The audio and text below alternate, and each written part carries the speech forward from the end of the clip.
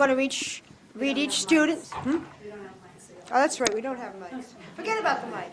We're going to read each student's name off and the school they attend and ask the student to come up. I'll shake their hand, and Commissioner Davis will pass them the certificate, and Commissioner Campbell will shake their hand as well, and we will take photos afterwards. First with educators and then with family. So we'll begin, and I hope I pronounce this correctly. Artagnan, Scotland, Putnam Academy of Arts and Sciences, and tell me how to pronounce your name correctly, if you're here. Mr. Scotland?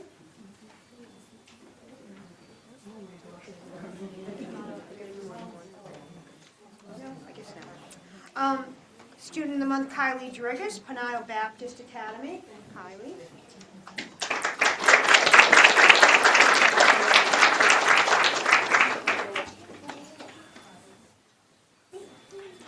Student of the Month, Mia Allen, Mosley Elementary.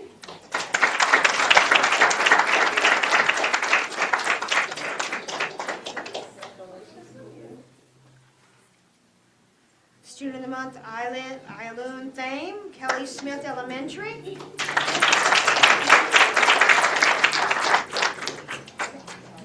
Congratulations. Did I mispronounce your name?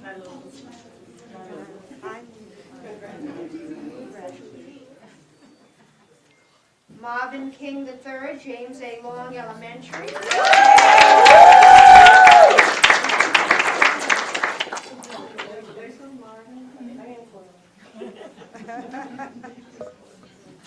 Kiara Fletcher, Children's Reading Center Charter School.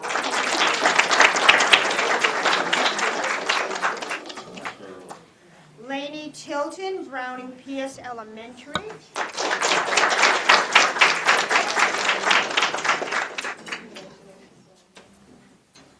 Tyrell Key, Putnam Classical Academy.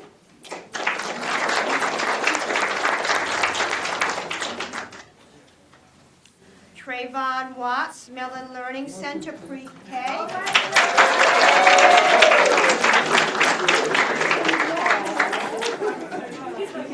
Look at the camera. I can't.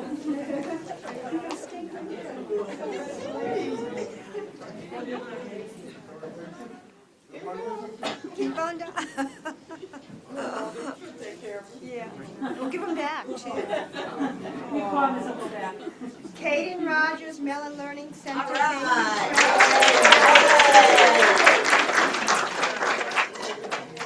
Got it.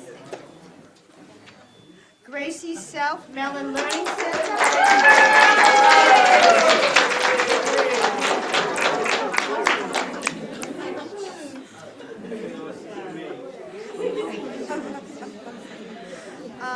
John Daniel Hampton, Mellon Learning Center, K through 12.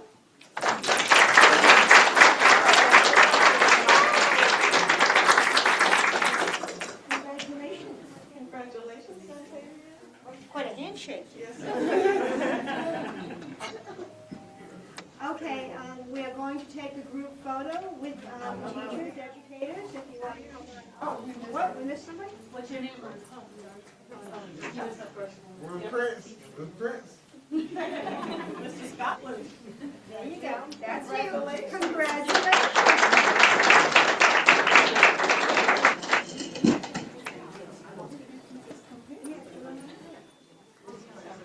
Tyrell Key, I call Tyrell Key here. Thank you.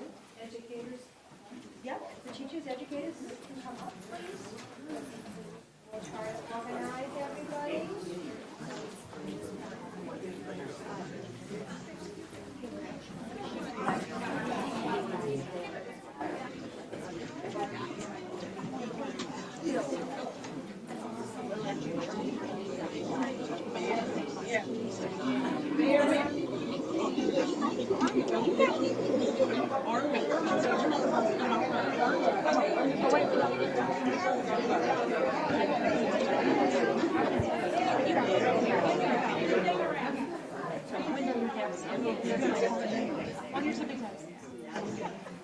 Take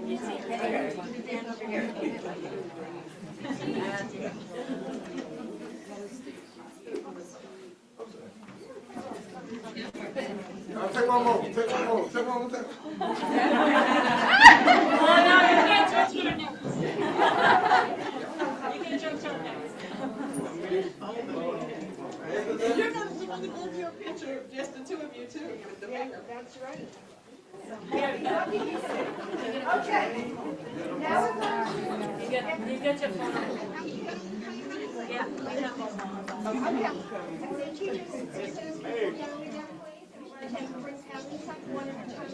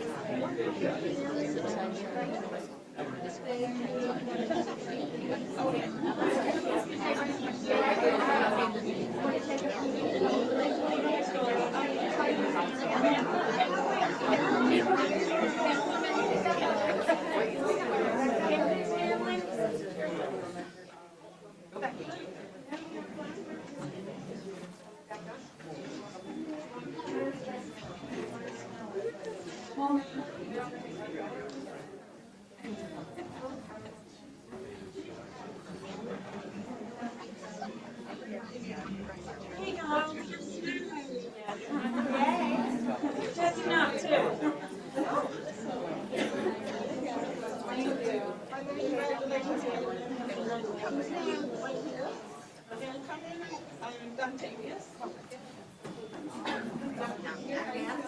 Come back to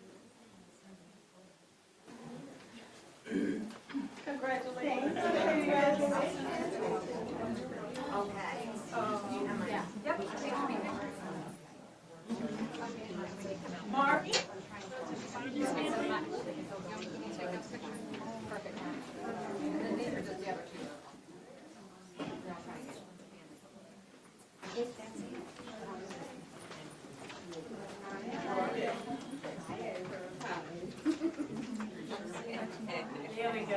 I love when they smile. Good smile, Mark. Big smile.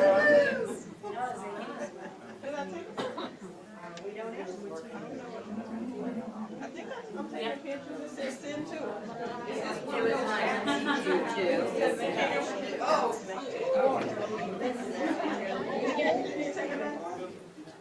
on the camera.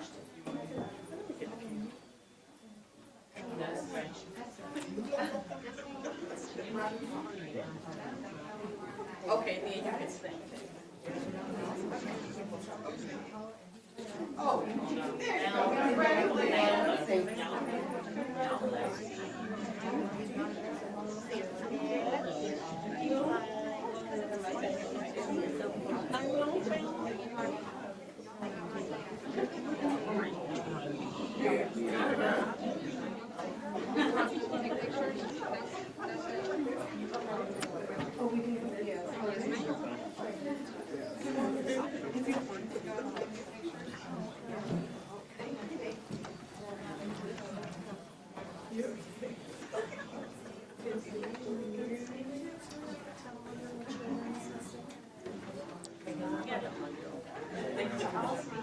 Congratulations.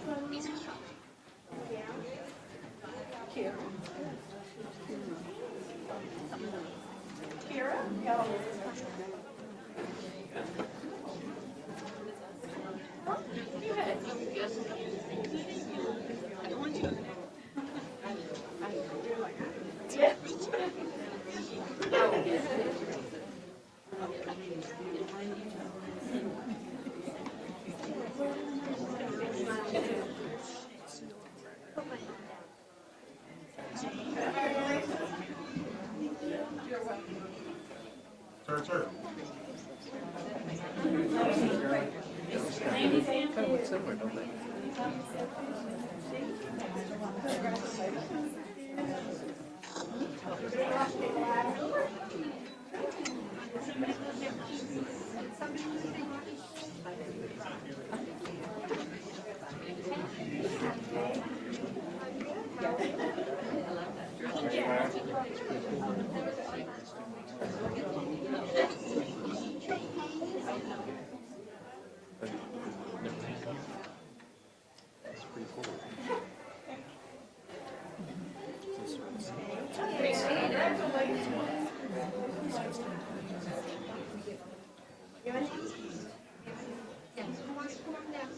Well, they did decide they didn't want to.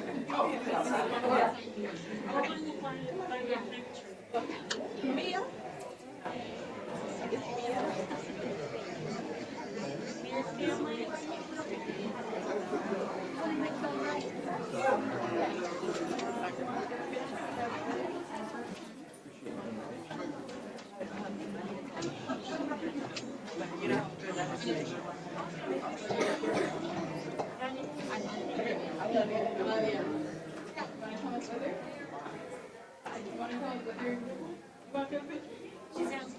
Me? Yeah, that's good. You represent. You're good.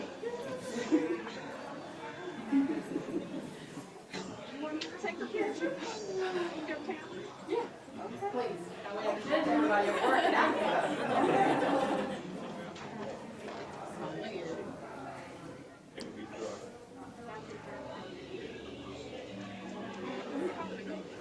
You get to go home now.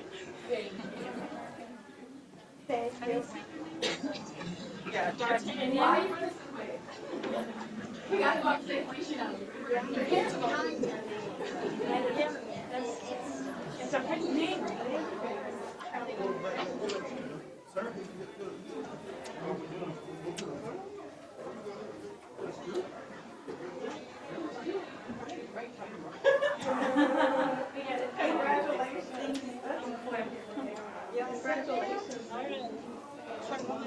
Trayvon?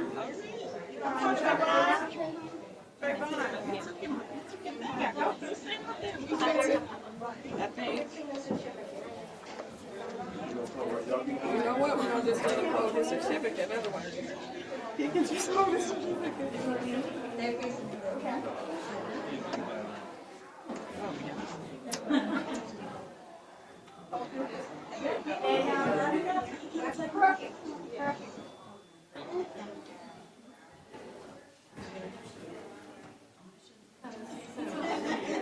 You got a Snapchat going on too, man. You got Snapchat. No, it should be fun. like the photos. It's looking like you went back there. Yeah, she took it. Yeah. Oh, no, it's as long as you took a picture. Mr. Jones. Thank you. Yeah. Special guest, special guest. I'm sorry.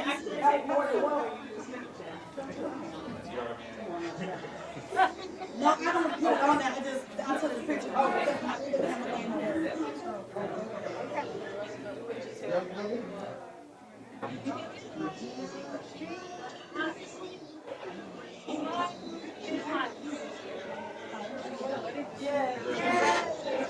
Thank you. Nice to meet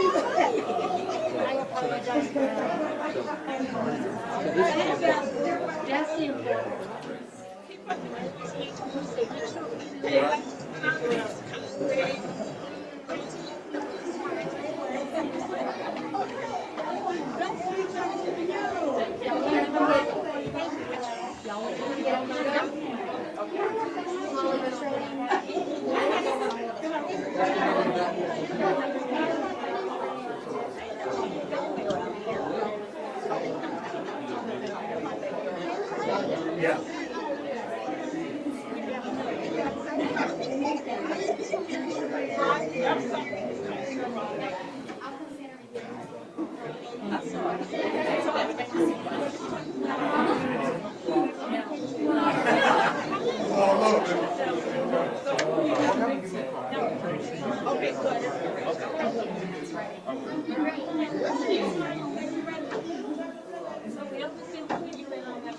I'm sorry, I'm sorry.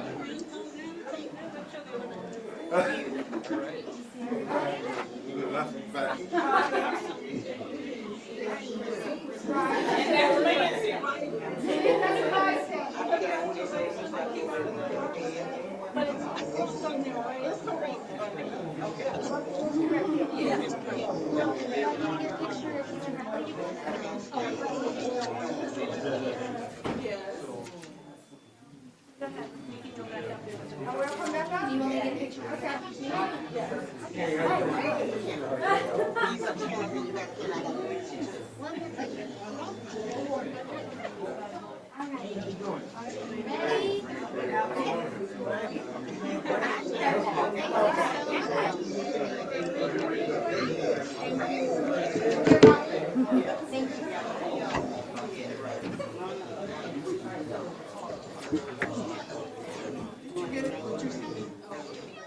Oh, I gotta get that shit.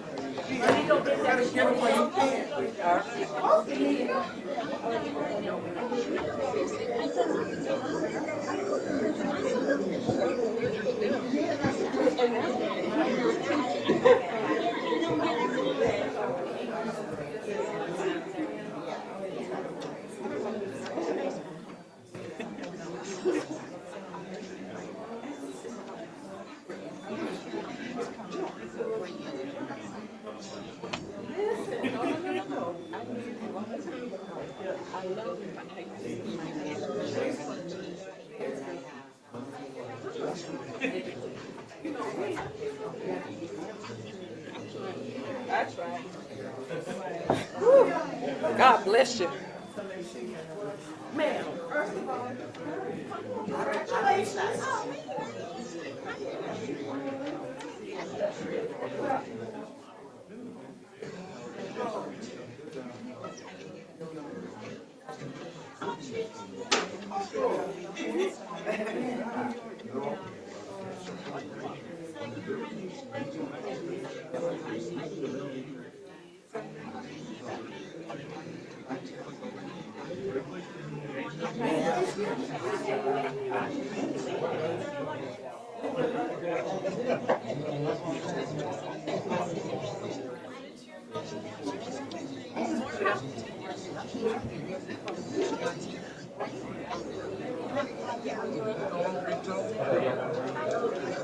I don't even know if it's my fault that I don't read emails.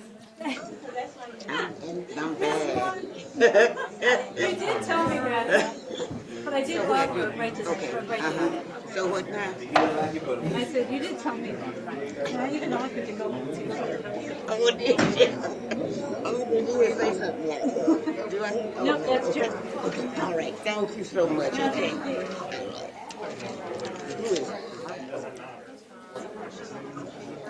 Well, it's nice.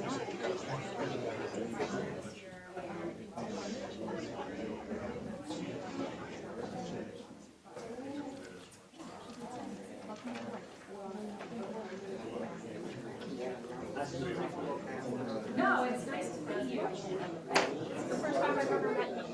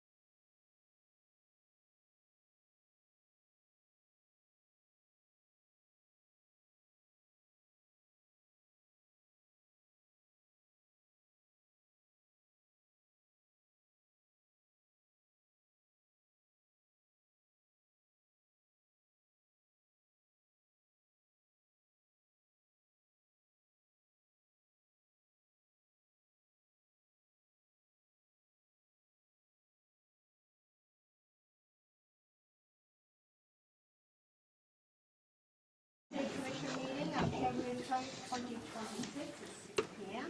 I'm calling this meeting to order, beginning with an invocation by Pastor Mulberry, Pledge of Allegiance led by Commissioner Campbell. Please stand if you have.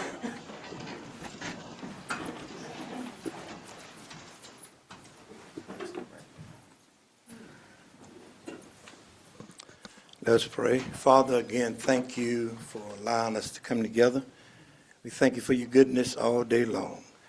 We thank you for how kind you've been towards us. We pray, God, that you will bless us continuously. We are blessed because of you, and we recognize and we acknowledge and we say thank you. Look on us now, God. Bless this meeting tonight. Let the wisdom of you be upon our heads, God, that we might do the things that will further cause for the city to move in the proper directions. We thank you again for each constituent. We pray the blessing upon them in Jesus' name. Amen. Amen. Join me in saluting our nation's flag. I pledge allegiance to the flag of the United States of America and to the republic for which it stands, one nation, under God, indivisible, with liberty and justice for all.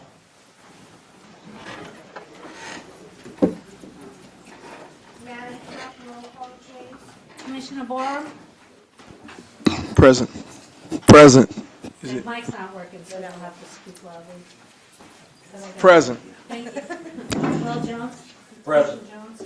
Commissioner Campbell? President. Commissioner Davis? Present. Mayor Carrera?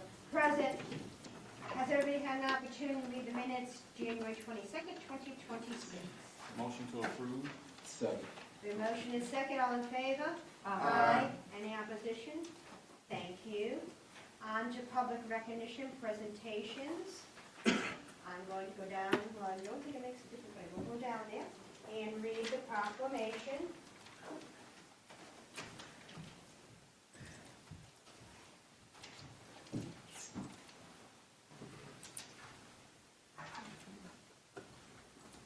Whereas African American History Month affords special opportunity to become more knowledgeable about African American heritage and to honor the many African American leaders who have contributed to the progress of our nation, and whereas such knowledge can strengthen the insight of all citizens regarding the issues of human rights, the great strides that have been made in the crusade to eliminate the barriers of equality for minority groups, and the continuing struggle against discrimination and poverty.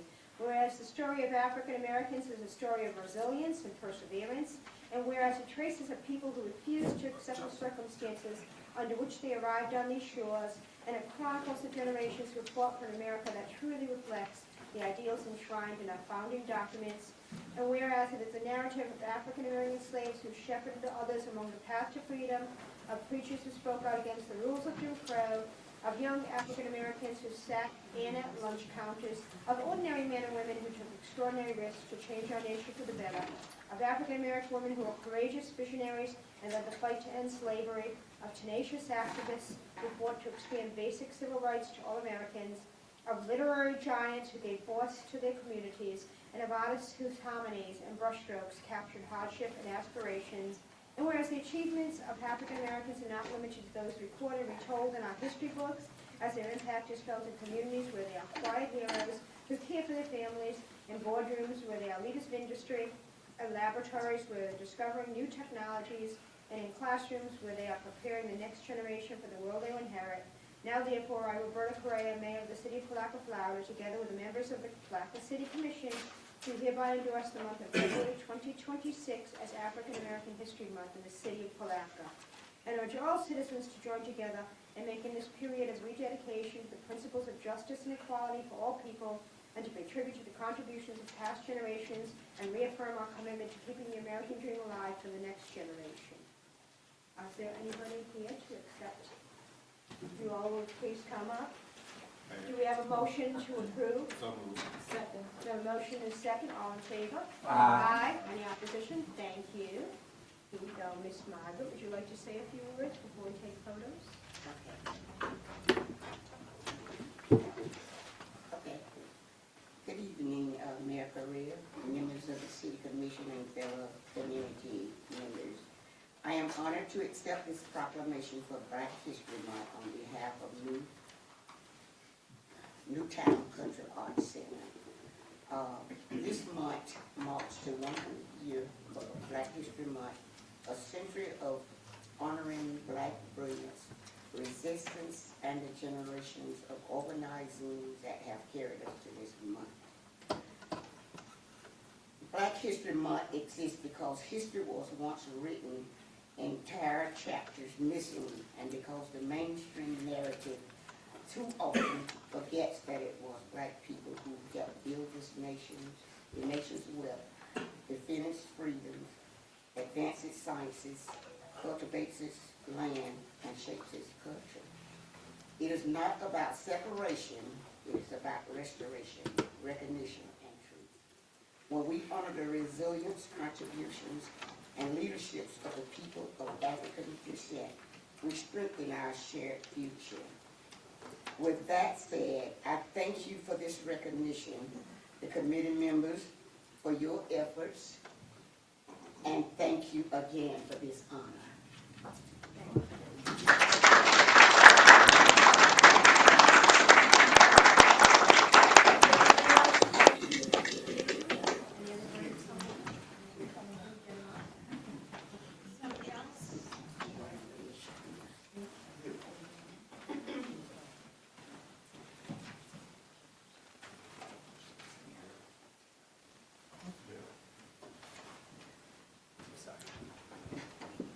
Thank you.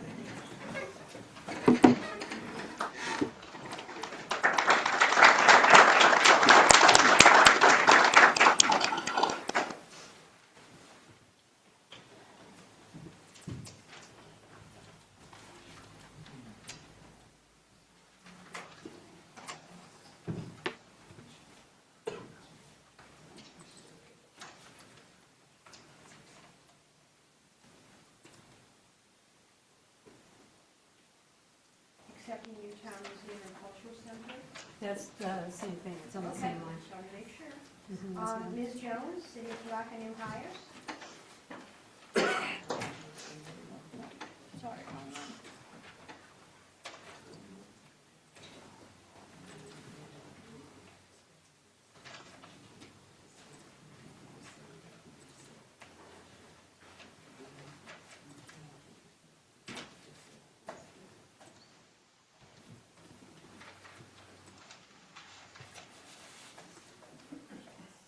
I don't know why it's not gonna show. Everybody, good evening, Madam Mayor, Commissioners. Okay. So tonight we want to, it's not working, okay. Just recognize 4 new hires that we have that have actually been through the probationary period of 90 days or more. So we want to recognize them. A police officer, Mr. Paul Adams.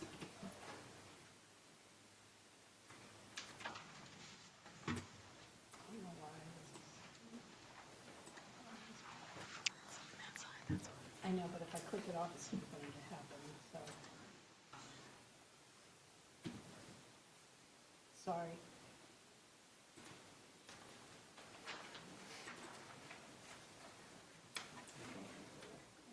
A water plant operator, Ms. Shannon Alford.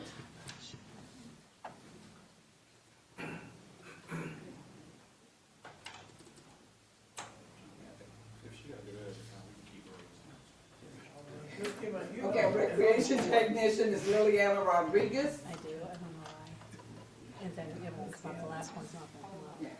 It's just telling me I have to sign in. Police officer.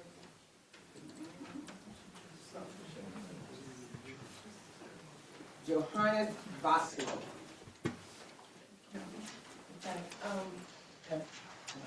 Commissioners, I would like to, after recognizing the new hires, if I may, there is an individual that receives such outstanding comments from the community, and we just want to recognize that employee. So Ed, Shannon, Marie, it's just so many different comments that came in. We also have others that we're starting to get a lot of very good comments for our employees and the work they're doing. So go ahead, Mr. Chairman. Ed Chandler, sanitation superintendent. Ms. Carter informed us that she wanted us to recognize Mr. Anthony Napier for all the fine work he's been doing on the job and around, all the special events we're having during the city on the weekends and everything. And I would like to say that, he does go above and beyond, doing things, and that's what we want, to enhance things here in the city of Palatka. And I would like for him to come up.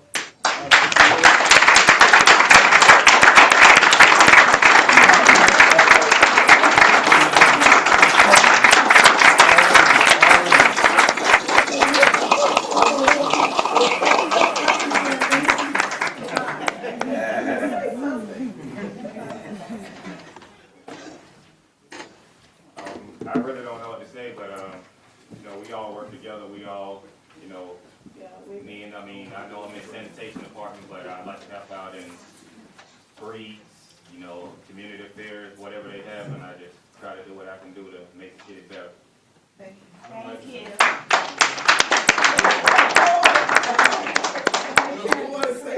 Campbell?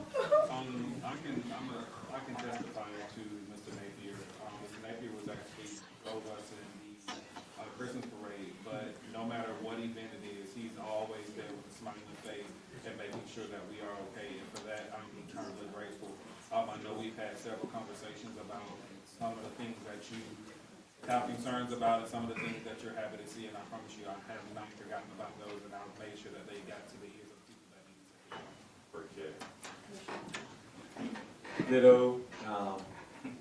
Mr. Napier has exceeded all expectations, I believe, in his department.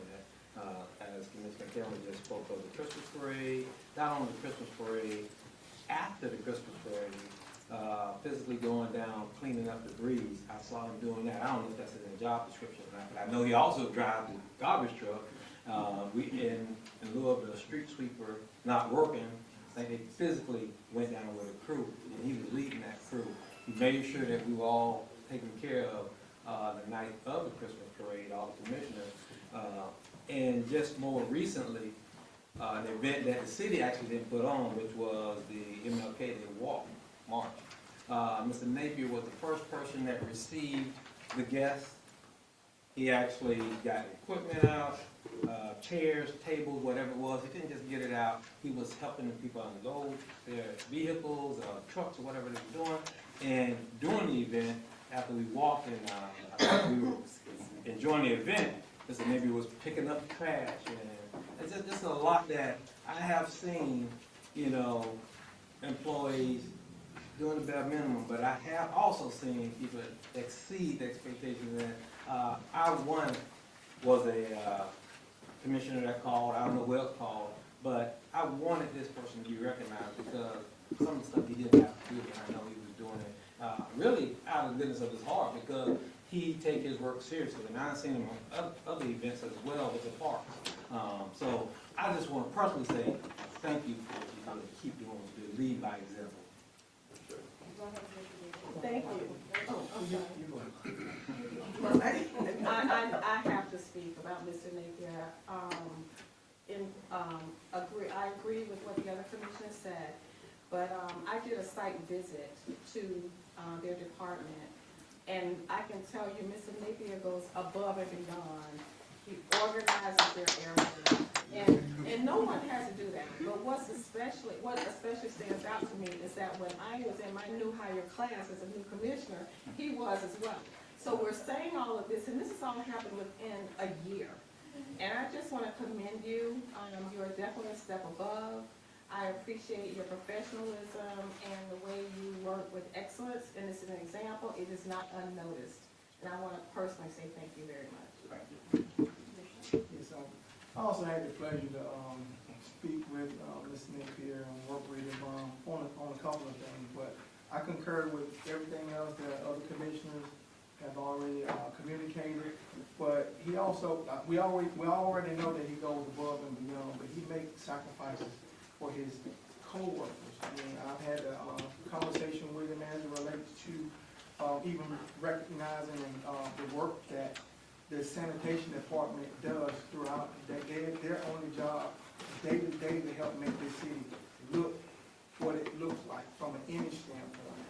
The other key point was the fact that we talked about insurance for the city as it relates to that. So he's looking out for his co-workers as it relates to the amount of money that these individuals receive and the cost of insurance and what, by the time taxes and everything else come out of their monies, if you got family members on the insurance, you get very little back as it relates to all other taxes and everything that come out. So I've had an opportunity to speak with him after he spoke with me that first time.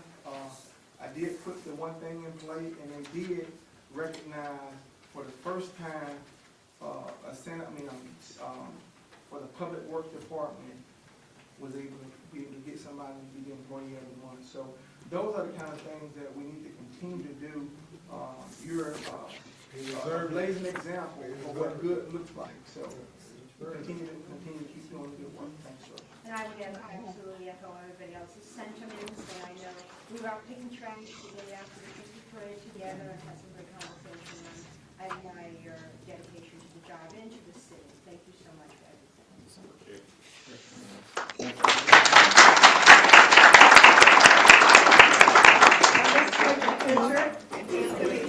Can you take the picture?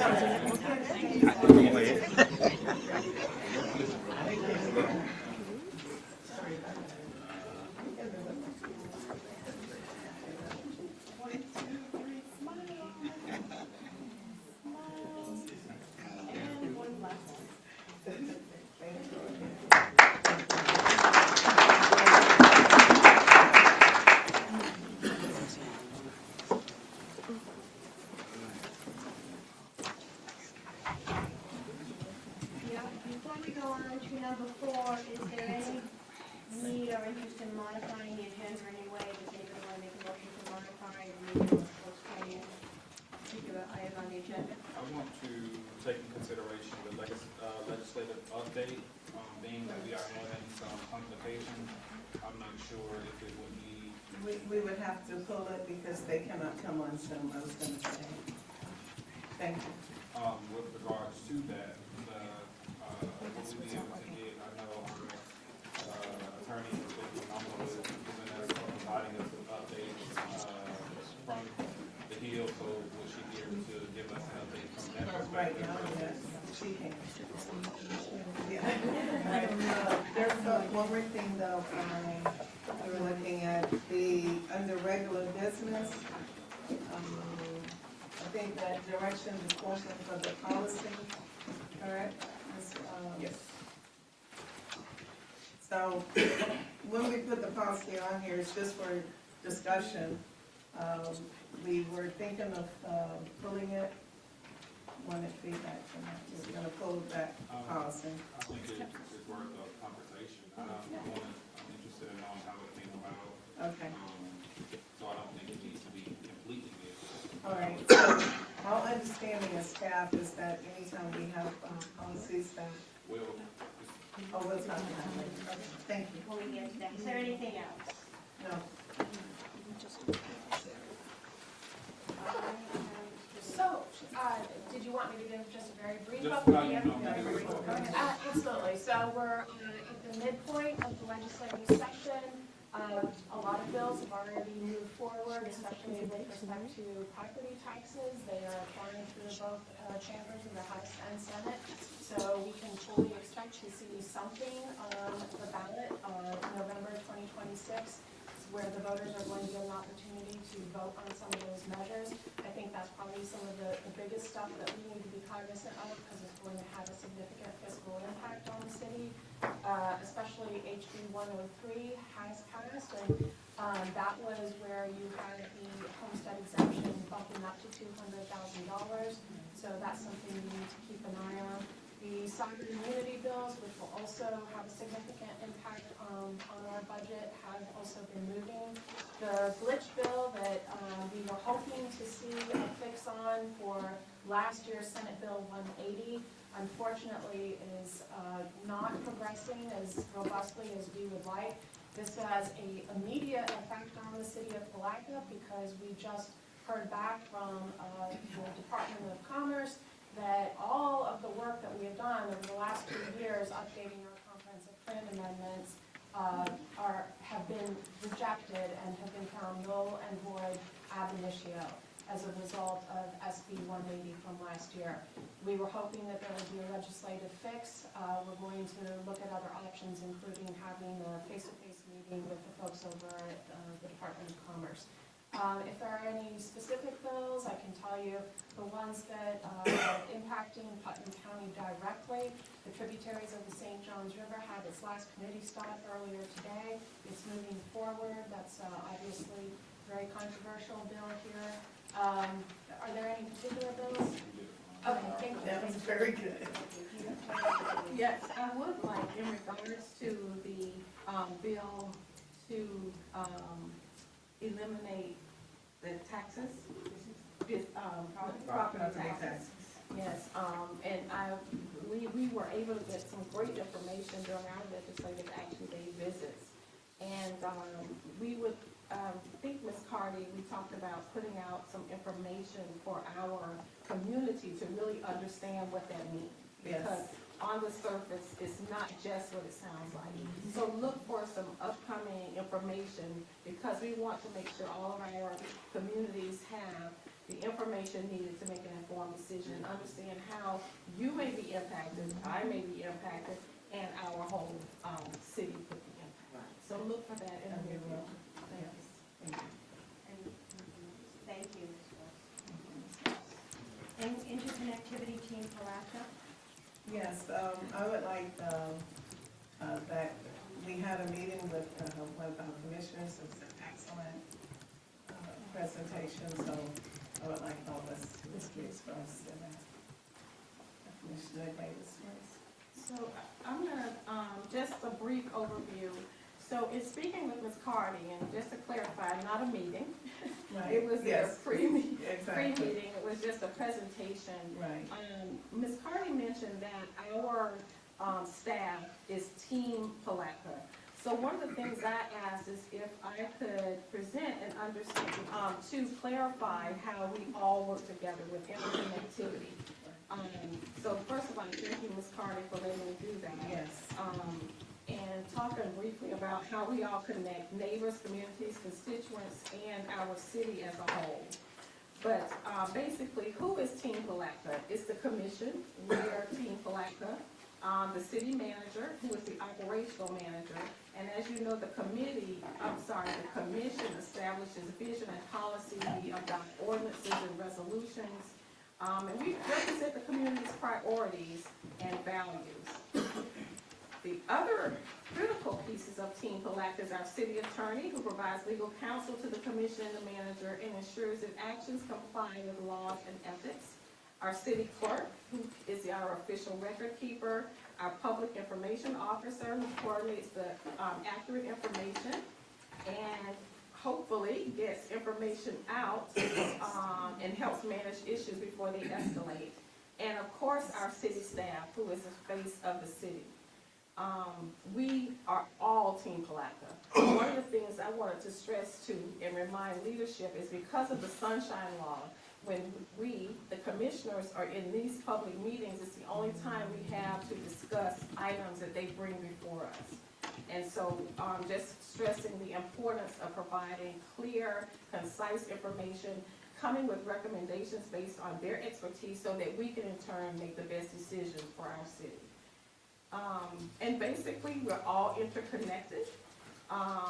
The staff work informs the city manager informs and advises the commission makes decisions that guide the staff's priorities, and at the end of the day, it's our residents who experience the result of our alignment. So what I just wanted to stress to them is that every role matters. No one is more important than the other. All departments are critical and important. Empowered individuals create strong teams. Clear roles and transparency builds public trust, and together we serve Palatka with excellence. So we are all Team Palatka. So thank you, Ms. Carter, for allowing me to speak to your leadership team. Thank you. Thank you as well. So that was the whole idea, to put all of us in understanding of how valuable we all are. And together we make this city work. It's not one set of persons. It's not just the staff, it's not just leadership. We get our direction from our commissioners, and then the commissioners themselves are listening to our residents. So that was the idea. Thank you. Emergency weather shelter update. Mr. Cartwright, would you come up, please?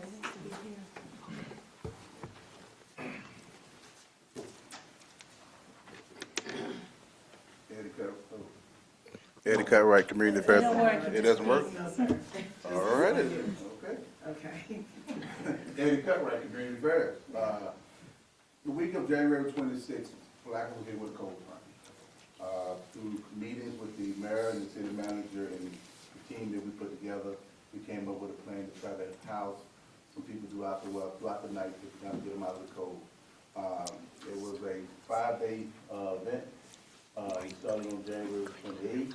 That night we had about 8, I got the exact number, we had 6 that came through. The staff that was there was compiled of 1 police officer, 1 community affairs staff, and 1 volunteer, broken down in a 12-hour period, so we had 2 6-hour shifts.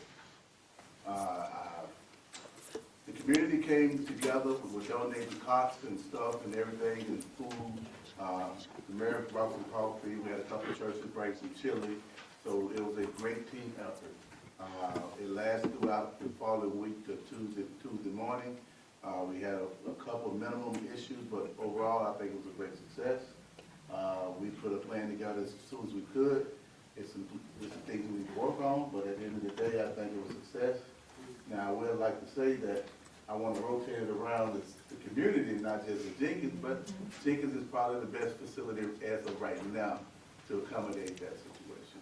And I can go on to breakdowns, but if you have any certain questions that you want to know about how it went, or any issues or concerns, or staff hours, just tell me and I'll get it done. I just want to say, I just want to commend staff for hopping in, and I know there was a lot of miscommunication with regards to some of the communication that was put out via the community, not so much from our end, but it always goes back to making sure that we are at the forefront of telling our story, because even with the first freeze and when we had the partnership out at SMA, city had a part of that as well, and it was not adequately communicated. So it appeared as if we were sitting back, sitting idle, waiting for some things to happen, and that was definitely not the case. So again, I commend you all for the second round of making sure that your presence was a lot more visible in our efforts to make sure that we had adequate shelter for the unhoused during those cold fronts. So again, I want to personally say thank you. I also do want to, it was a collaboration with the county, the cots came from the county, want to acknowledge that as we Yes. continue to try to move forward in partnership with the county to meet the needs of our community. And so I want to commend the staff for what they have done during that over the time frame to help with the unhoused. But what I would like to make a recommendation is to not have to get the commission involved with stuff like that. We know that these things happen. There should be an emergency weather response team, not the reaction team. When this, we know when these events are coming, so we need to be prepared. Have these things are no different than evacuation plans or anything else.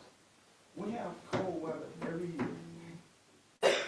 We should not have to keep asking the commission to, should we do or should we not? When the event occurs, we prepare way in advance and we make these things happen and just, we put these things in place.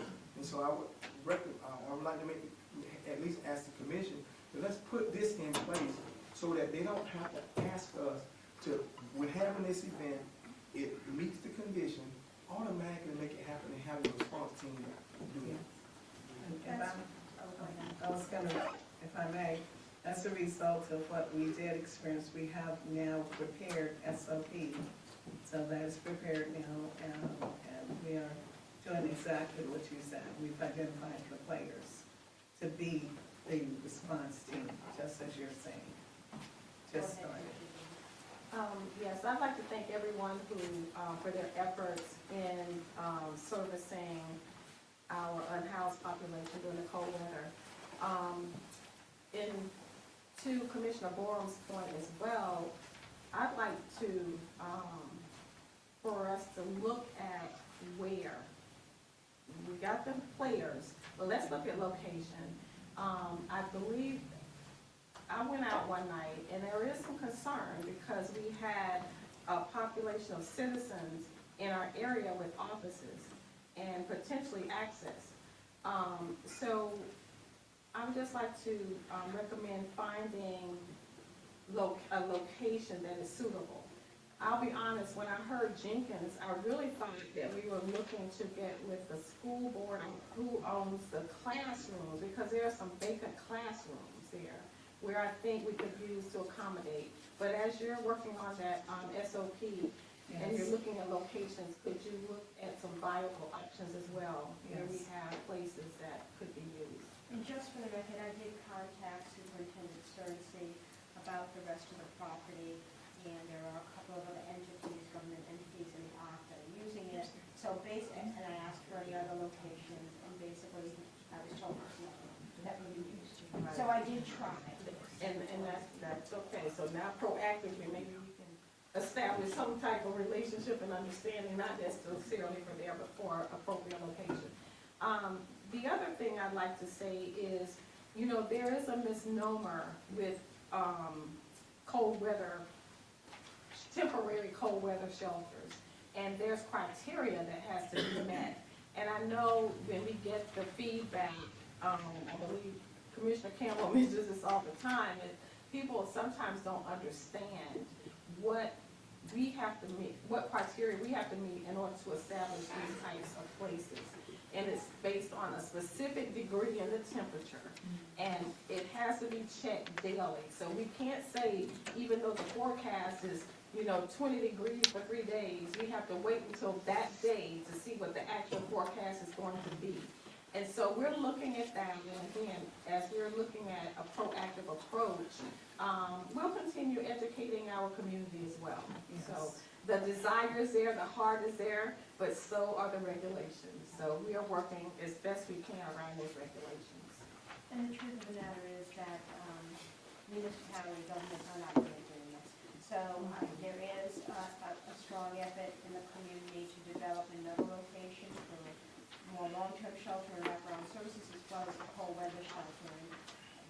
We need to be partners and support that, but we don't need to be at the forefront when we need it. And I think that would be key going on. So, Mayor, if I may, I was going to introduce this at another point, but since we're talking about shelters and our unhoused population, I am a board member of the COC, Continuum of Care. And I had the opportunity to attend the strategic planning session on Tuesday of this week and learned a lot. One of the major things I learned is that our county has a lot of resources already in place. Unfortunately, I think they're a little disjointed, and now that I understand better as being a board member, I'm going to work diligently to reach out to these places. These are companies or organizations who get money from the COC, which is funded by HUD. So Grace Marketplace, Family Promise, Catholic Charities, and the Lee Conley House. Grace Marketplace, Family Promise, and Catholic Charities have funding to provide services such as street outreach, rapid rehousing, homeless prevention. So they are to provide those services. One of the things I notified the board is I see a disconnect between the funds that are coming to these organizations and the work that's actually happening in our county. So at this point, I do want to say, now that we're aware, we will, I will personally reach out through the COC to make sure we get monthly reports of what they're doing in our community, how they're servicing us, and what the outcomes are.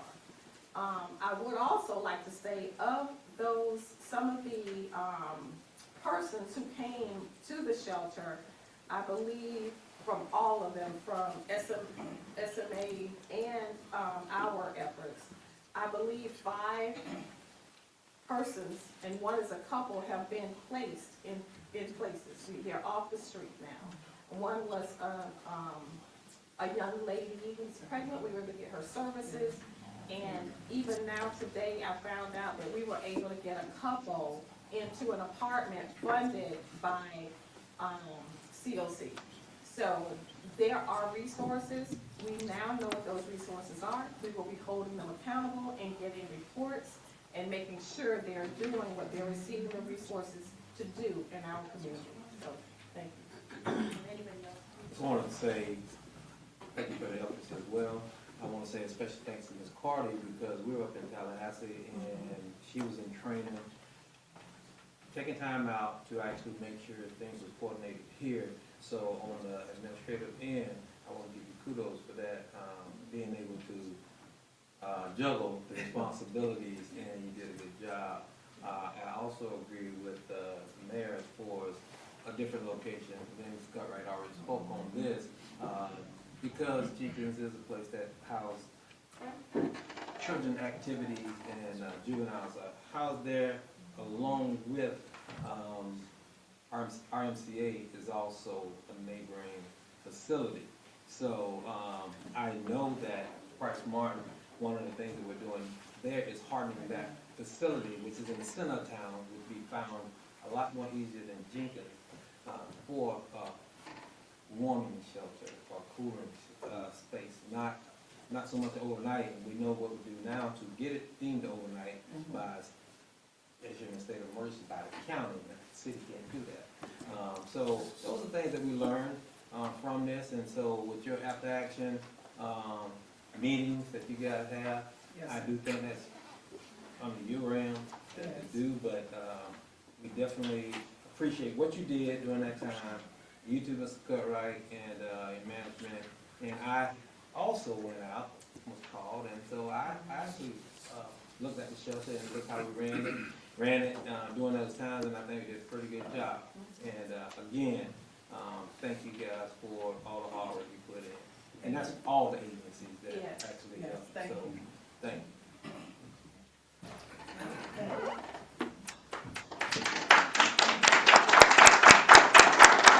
City manager report? Yes, I wanted to address the fact that the sound system will be fixed tomorrow. It's, I don't know how to explain it as well, but yes, sir. Based on the email that we received, I think it's almost purposeless to invest in this current sound system if they've stated that it is quite outdated. So I would make the recommendation as we try to progress with modern technology that we take in consideration looking at a system that will serve us for the years to come. Yes. Instead of putting money into a system that is obsolete.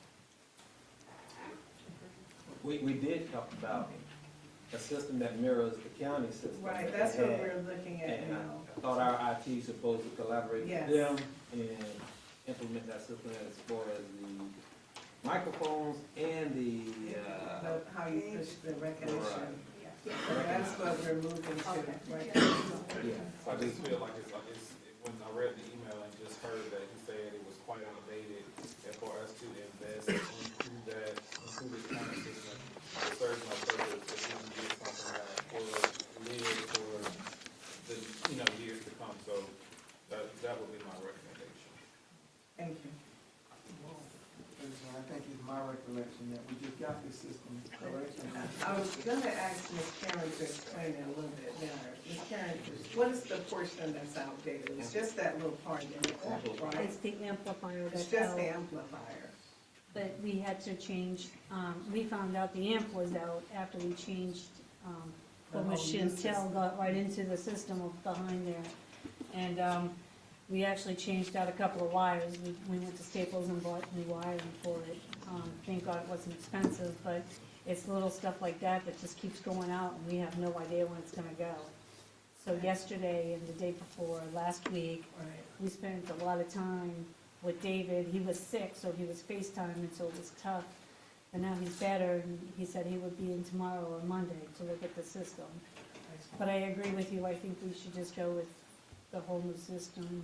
But That- this that is like the relatively county says new, We about- got what we have visual, here. we didn't get a full sound system, we got visual presentation. Oh, We Yeah. didn't get a full new system. We didn't get a full new system. We Right. got a new camera. We did purchase an updated camera. Like you said, Commissioner Borum, Yes. it was an updated system that we were supposed to get, but it wasn't coordinating with what we already had without purchasing a whole brand new system. So that's why the camera that is supposed to move on its own doesn't work because it's not an updated system. Can we do a full assessment as it relates to what do we have, what's new, and what would be needed, and then understand and know what should we scrap it, or should we just replace certain components before we just say, because we don't know where we are right now as it relates to the full scope of the system. So let's just look at what we currently have, assess that, the life cycle of those components, and scrapping it and putting a whole new system in, and let's see what it looks like and cost. You gotta look at, overall cost associated, total Okay, cost. so when he comes in, either tomorrow or Monday, I will have him do a full assessment, if that's okay, and I can get it to y'all. Yeah. And Mayor, go ahead, go ahead. Ms. Carter, let me be clear. We have an IT resource, or. Yes. Yes. And when we're saying, he'll look at it, but will this be in conjunction with the contractor? Is that who you're referring to? Who are you referring to? I'm referring to David. Who is? Who is from Ocala Electric, who does the Right. system. Right. And our IT employee, He's not, our IT Help me. contractor, he has now been interacting with David. okay, So now we do have the liaison, okay, okay? And then we're taking the fact that Karen is the actual user. yes. So, Okay. as explained, we did get some new parts, but we did not do a new amplifier. And I'm okay with that. My point is, when we're assessing this system, please make sure everyone who needs to be involved is involved. Because what I hear are two different things. We're asking for a system here, so we can be recognized, we can be heard. But now that we are streaming outside of here, that may be a separate system. So we do need something that, even if we have to get a new component, we just need to make sure they connect, but have someone look at an entire solution, understand what we have, what we can use, or how we can move forward, whether it's an entire new system for both components or what. So just a comprehensive review. Okay, yes, ma'am. Will do. Thank you so much for the recommendation. And moving forward with the city manager report, I'll be very, very quick. Floating dock update, Public Works and Public Works have been working diligently since September 2025. We've ordered the parts now. We do have the approval. We expect completion, next page, April 2026. We've been keeping both the county administration and chamber informed of our progress because of all of the festivals and events.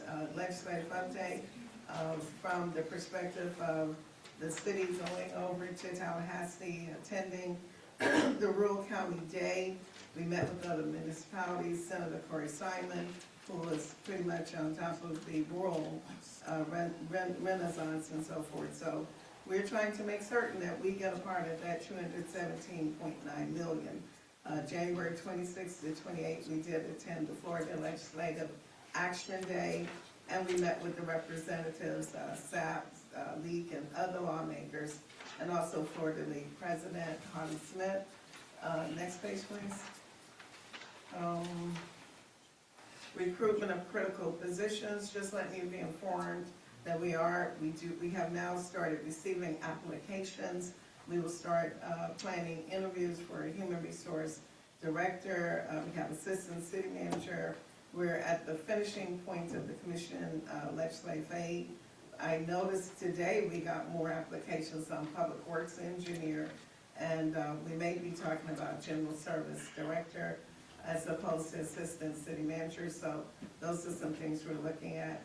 The next item is DOGE. How do you say it? DOGE.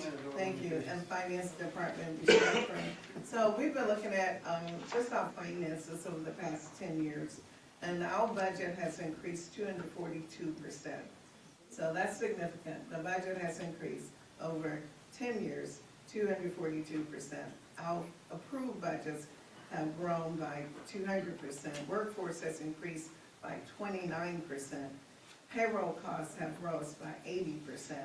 We have 60 projects, 40 grant funded, and 20 that are city funded. And the reason why I'm sharing those statistics, because I do want us to have an appreciation for the growth of the city over the past 10 years, and more specifically, next one, please, Karen. Specifically, one guy, over the past 5 years. So, the finance director responded to Trump's initiative through the state of Florida.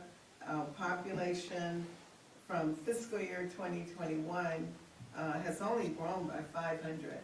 So we've grown officially from 10,556 to 10,985. So, however, revenues have grown, expenditures have grown much more than revenues, because a good portion of that are grant expenditures, and we're now starting to receive the reimbursements as well.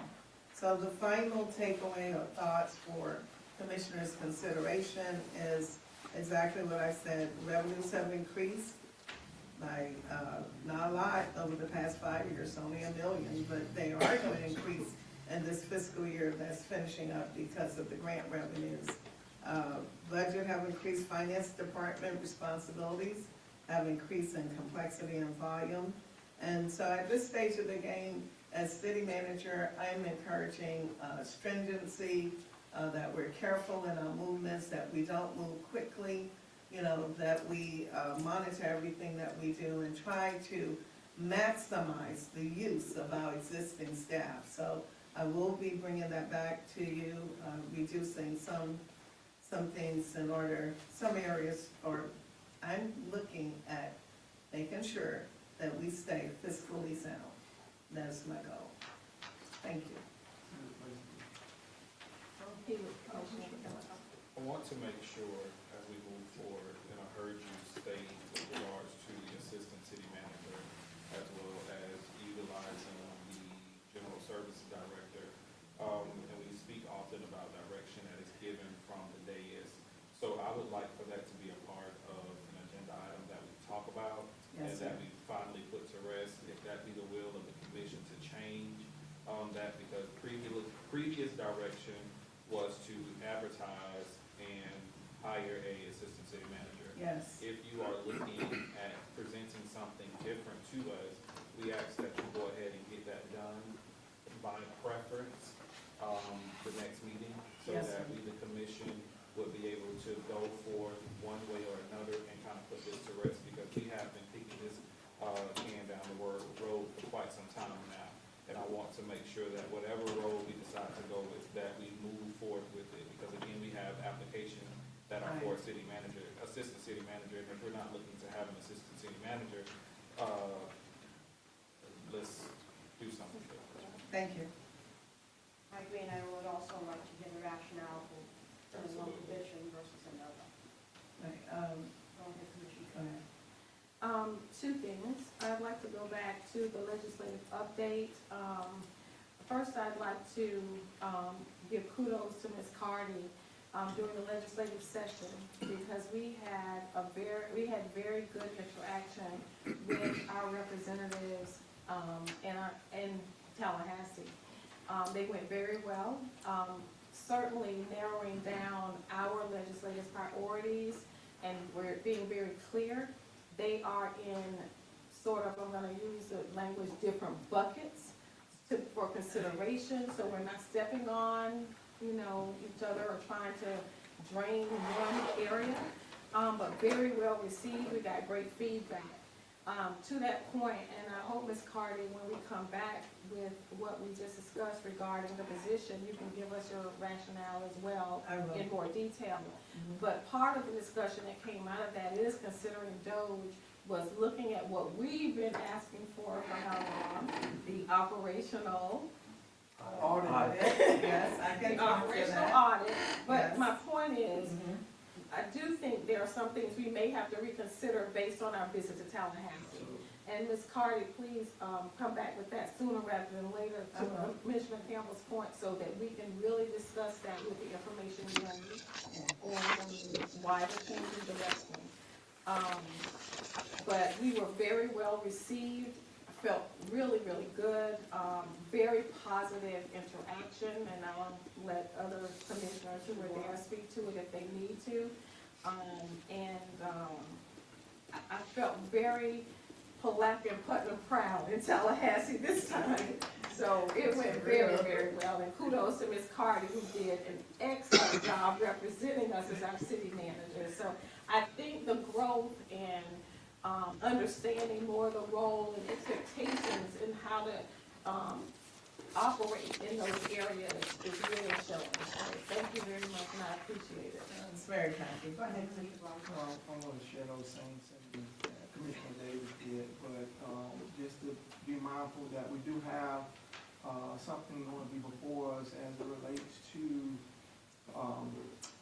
your budgets going forward. There's some legislation out there that says that you will not be able to increase your budget by 1 penny, over the rollback rate. So going forward, and what that means is that you're gonna have to explain to Tallahassee, what that increase means, or what does it look like. So there won't be no increase in the millage rate, because of, you just wanna do it. So it's gonna be some serious things coming down the pipe as it relates to that legislation, so I just wanted to throw that out there. Thank you. Any further discussion? Are you finished? Oh, yes, sir, I'm done. I'm going to open the floor to public comments. Public comments are for 3 minutes. Please give your name and city, town, and residence, and fill out a yellow card if you have none already. Ms. Kitchens?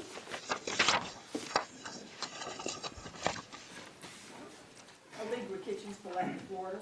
I'd like to educate you all, I don't think I would educate you, but the public on property tax. I worked for the property appraiser's office for 36 years, and we worked with the tax collector's office.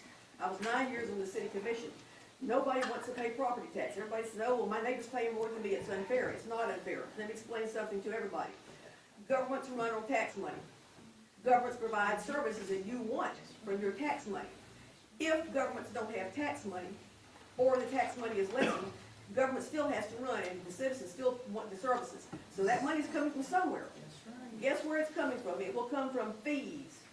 Millage is capped by the Florida legislature at 10 mills. If any entity wants to exceed 10 mills, you have to get 2/3 of the Florida legislature to approve you exceeding 10 mills. Fees have no cap. Fine example is our City of Palatka fire tax. I'll call it a tax, not a fee, but it's a fee.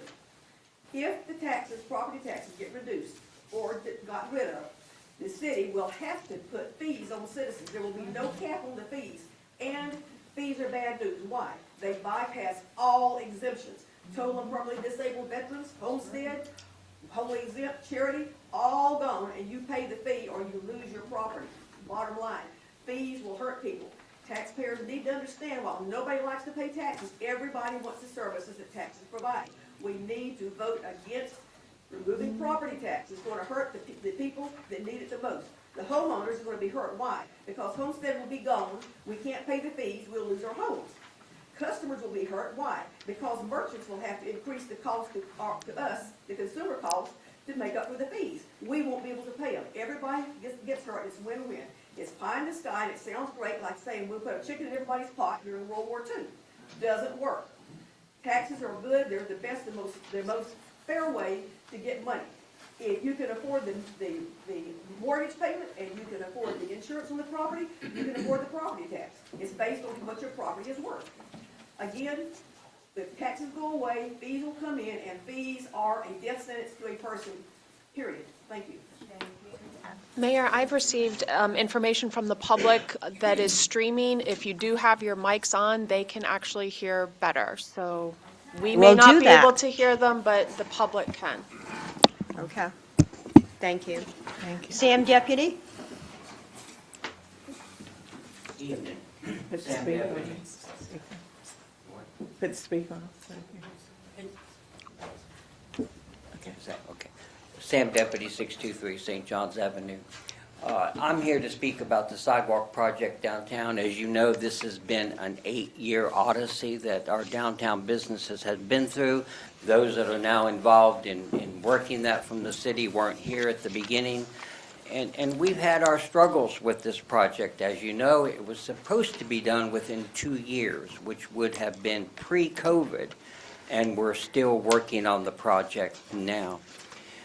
We just had a meeting January 6th with the merchants. We gave them, they gave us all the information. The city was there. Thank you, Ms. Carty. You were wonderful that night, and we appreciate that.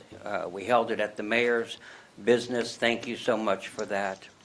And then the week after, Miss Amanda from the City Streets Department did a fantastic schedule of block by block so that we knew when we were to be affected.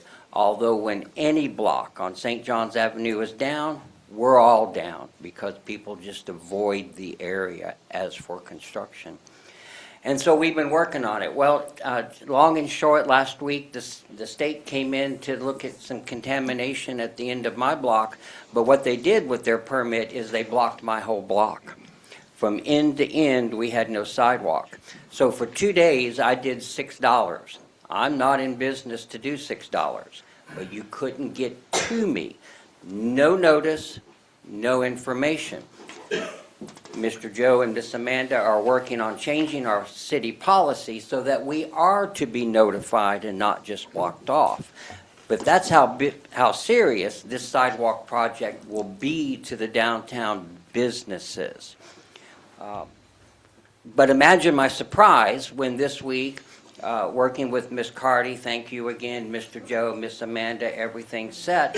We've got the schedule. We know block by block when we're going to be down, and it's down for 5 to 6 weeks per block. So you can imagine what a hit we're taking. Then today I go online to get the agenda for tonight, and I see an icon for streetscape on the city website, and I pull it up, and the schedule is not the schedule that the city gave us, that I copied and gave to 100 other businesses door by door so that we were all on the same page. And then in my calls, I find out that there's a meeting tomorrow where the schedule might change again. Businesses are not going to survive this kind of treatment. We've got to have clear, consistent communication and not the day before.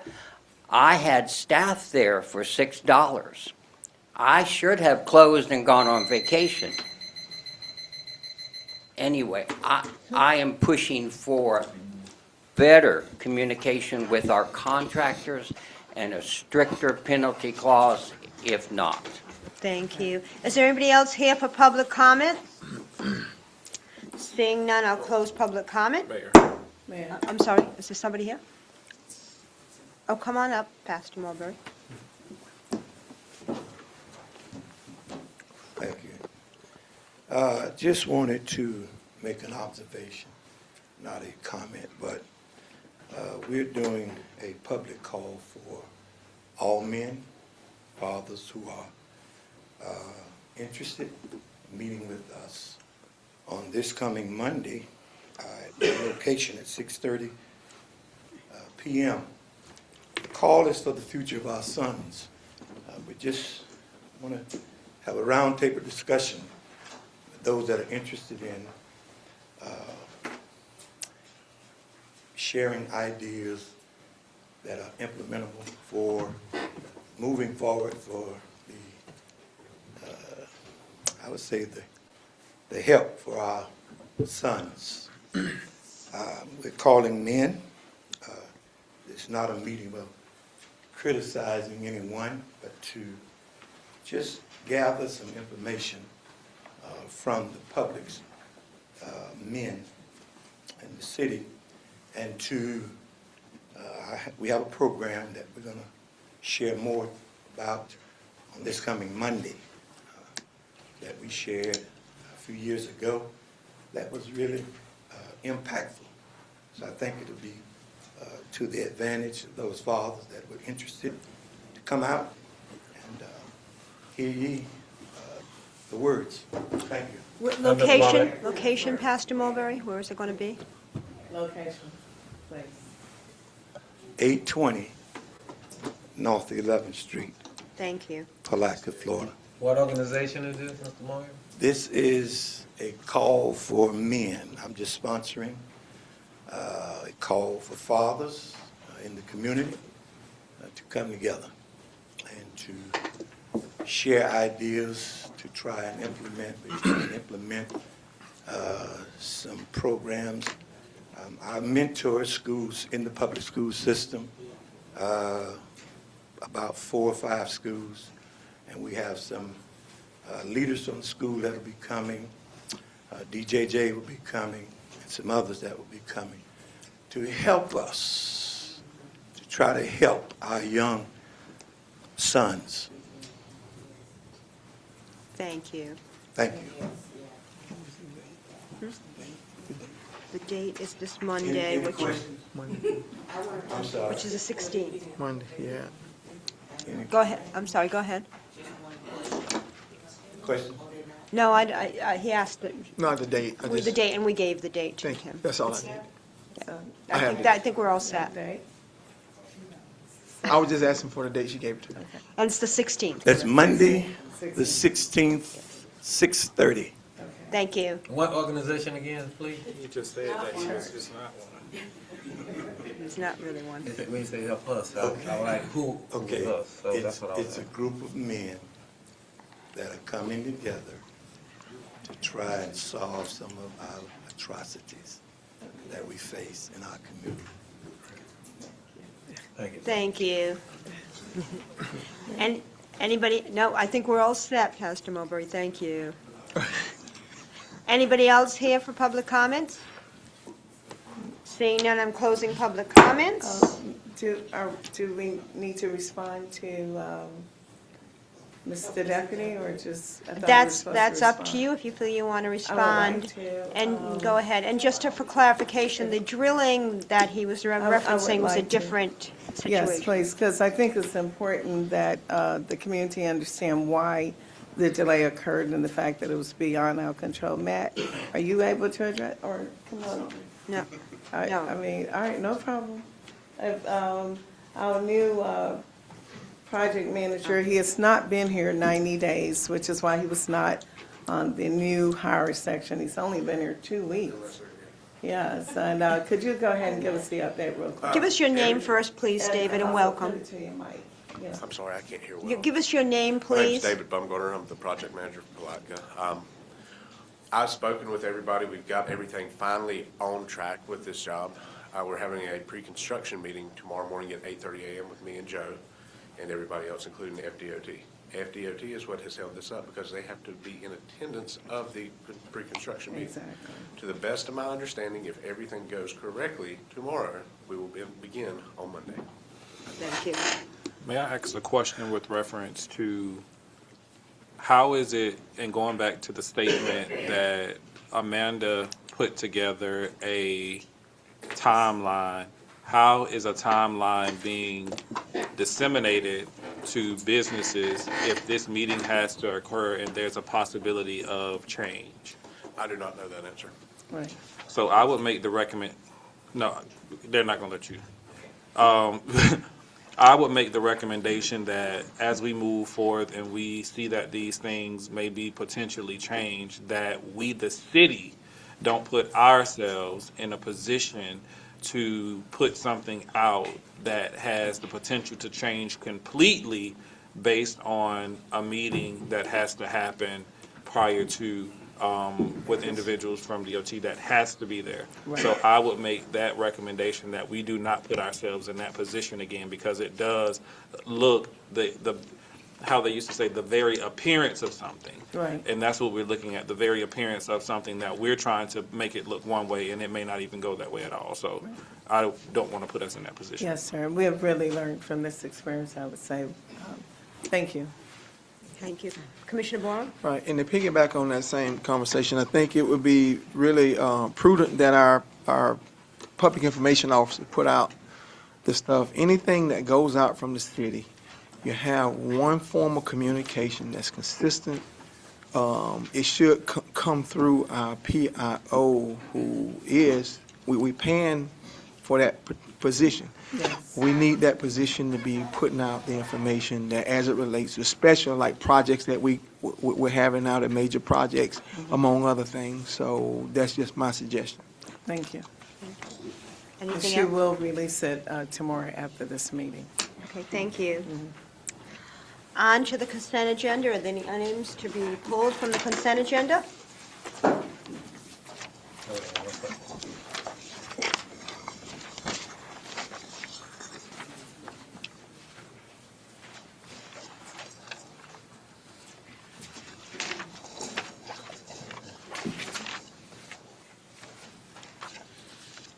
Commissioner Davis? Anything? Commissioner Barr? No. Commissioner Jones? No. Commissioner Campbell? Nothing, Mayor. Okay, would Hearing somebody, that, I'll make a motion that we accept the consent agenda as printed. we have a second, we have a motion and a second, all in favor? Aye. Thank you, no opposition. On to regular business. Discussion, direction, staff, elected officials, relations policy. Ms. Cotty and Ms. Jones.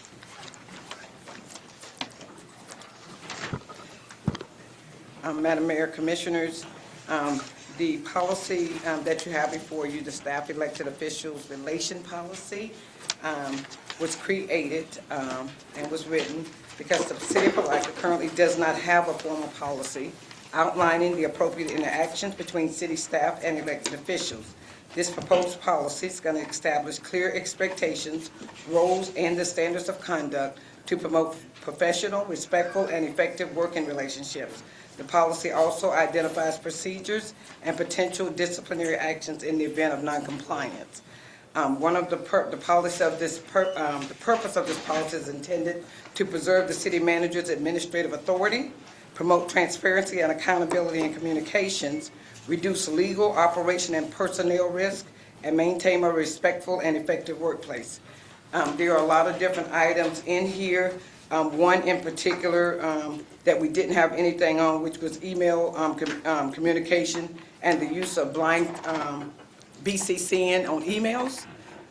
We did, and I think one of you were interested in how this came about for staff to BCC commissioners. We have no idea when the staff is overlooking their manager, going directly BCCing commissions with concerns that they may have, and their manager, city manager, or whatever manager, has no idea that there is an issue. And they're BCCing the commissions. On some instances, we get feedback, HR we'll get a notification that I received this, and other commissioners may get BCCs that they don't notify. May not get communication back. But in any event, the policy still outlines, because we do understand that there are situations and individuals that need to BCC and communicate with all the commissions, legal, as well as the sheriff's department with things. So but the expectation is they copy the city manager so that the city manager is still aware of what's going on. So, and in that instance, we've had oversights and BCCing. So I think having a policy in place so that our staff understands how to relate to our elected officials, and our elected officials also have guidelines on how to relate, not undermining the status and administrative responsibility of our city manager. So the policy is not for adoption tonight, but an opportunity for you all to review it, and then we will bring it back after it's reviewed. If you have any recommendations or changes or things that you do not feel are necessary in here, then you can relay that. We'll make the necessary changes and bring it back to the commission for adoption. Thank you. Anybody have any questions of Ms. Jones? I have a question and a statement. Who came up with this policy? I'm sorry? Who came up with this policy? The staff elected officials? I did. Okay. So, it's usually something that prompts a policy change. And I realize what you just said. So, you talk about transparency on one end. That means everything's out in the open. Secondly, we just had a situation that involved employees, uh, management, directors, what have you, that we were kind of like figuring our way through it. If we move forward with this type of policy and restrictions where employees cannot talk to an elected official, which I want to remind everybody that our staff, they're constituents as well. They're voters, and they put us in office. Yes, sir. So if we can't talk to them, or they can't talk to us, and be transparent with what information that they bring forward, a lot of times, that information that they may have never gets to us, and we're blindsided by stuff. And that's when it looked as we've been called before dysfunctional, when we don't know what's going on, and then we have a group of folk that already tried to the best of their ability, disseminate the information to us. So to impede communication, I think that's kind of like pigeonholing the employee and also us to be blindsided. And I just think that this is a lot that you're saying, and then even say disciplinary action. I understand the chain of command. You got to understand this is a government. This is government. This is not a for-profit business where you may be the CEO and the reason why you hire people to do your specific job.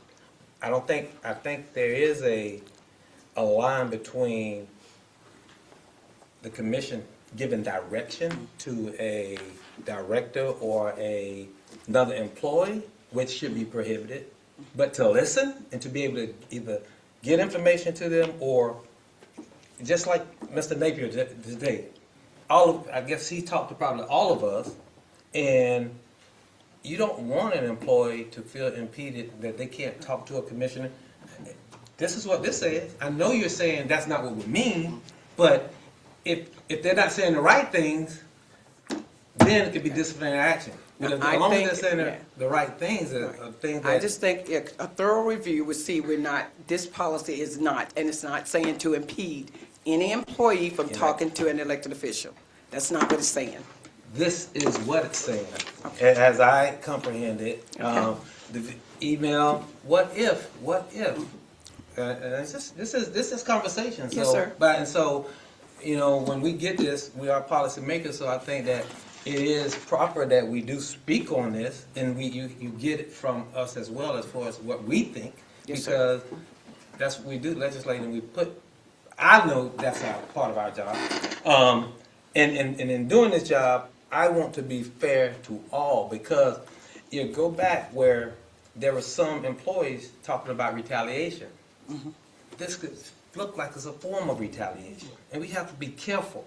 And I think that the thought process may be good intent, but it do look like, to me, it could be a form of some retaliation. Now we're putting this policy in place, and what it would do is deter employees from talking to their commissioners. Right. We are their commissioners as well. Yes, so I sir. just wanted to make that clear. And commissioners, we already know through training, ethics training, things of that nature, not to cross those lines. And sometimes we may be that liaison that can bring the message back through our employee, which is the city manager, and it be received a lot better without repercussion. So that's just my take on that. I wanted the board to hear my perspective on that. And so I think as we're a voice of the public, we also should be a voice for our employees as well. Exactly. And my recommendation was that this policy, because it was put under regular business, should not be there, so the commission does not have to make a decision on this. And as I can see, you have concerns about the information that's contained within, how it's written, or if it will impede the ability of our employees to communicate with the commission.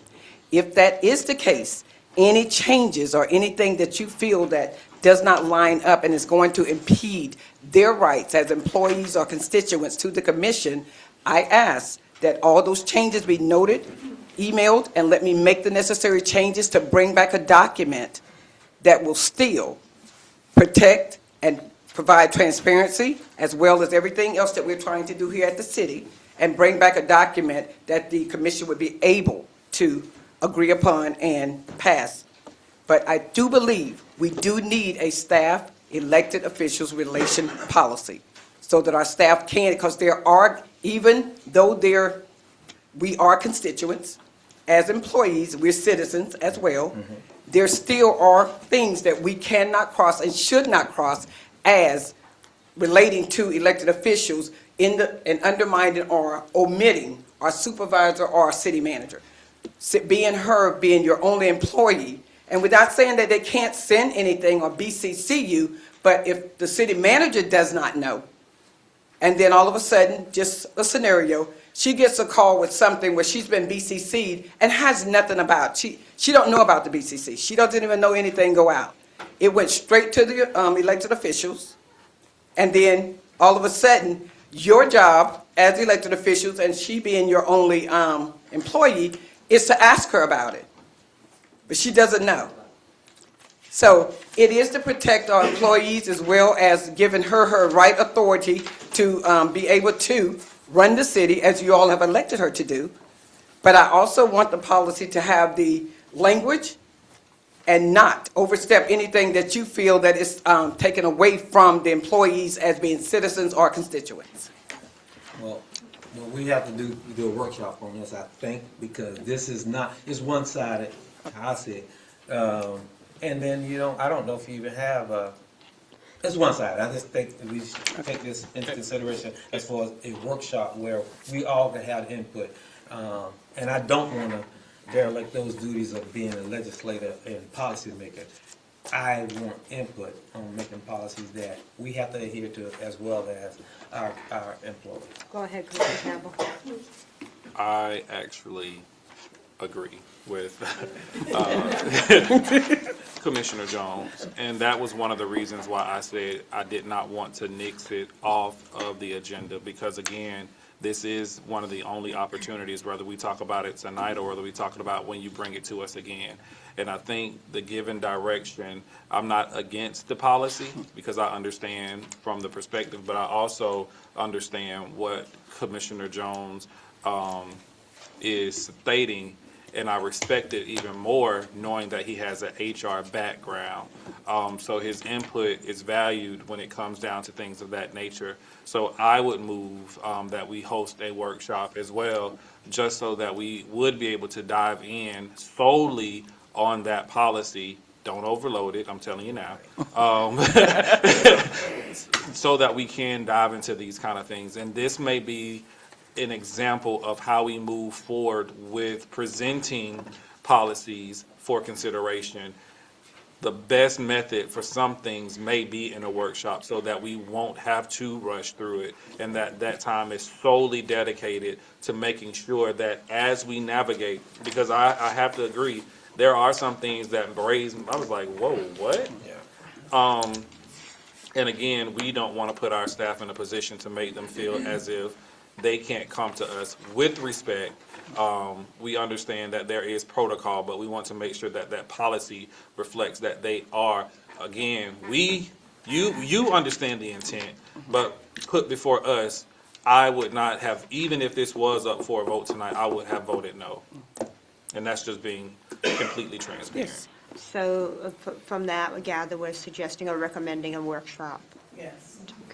And we are scheduling workshops. Thank you. Thank you. I'll just say, Mayor, I concur. Okay, thank you. Thank you, Commissioner Jones. Appreciate it. On to C, city manager evaluation. Okay. Madam Mayor, Commissioners, okay. In accordance with the city's employment agreement and the adopted policy, the commission has finalized the annual performance evaluation of the city manager. The evaluation process included individual written assessments submitted by each commissioner, a review of established annual goals and strategic priorities, consideration of organizational leadership, fiscal management, communication, and overall operation performance. All feedback has been compiled in a consolidated summary that reflects the collective input of the commission. Identified strengths included citizens relations, intergovernmental relations, communications, management style, and job effectiveness. The commission also identified areas for continued focus and improvement, including personnel management, financial management, implementation of commission policies, providing information, providing advice. The commission has established clear direction and measurable expectations for the upcoming evaluation period. Overall, the commission finds that the city manager has met expectations during this evaluation period.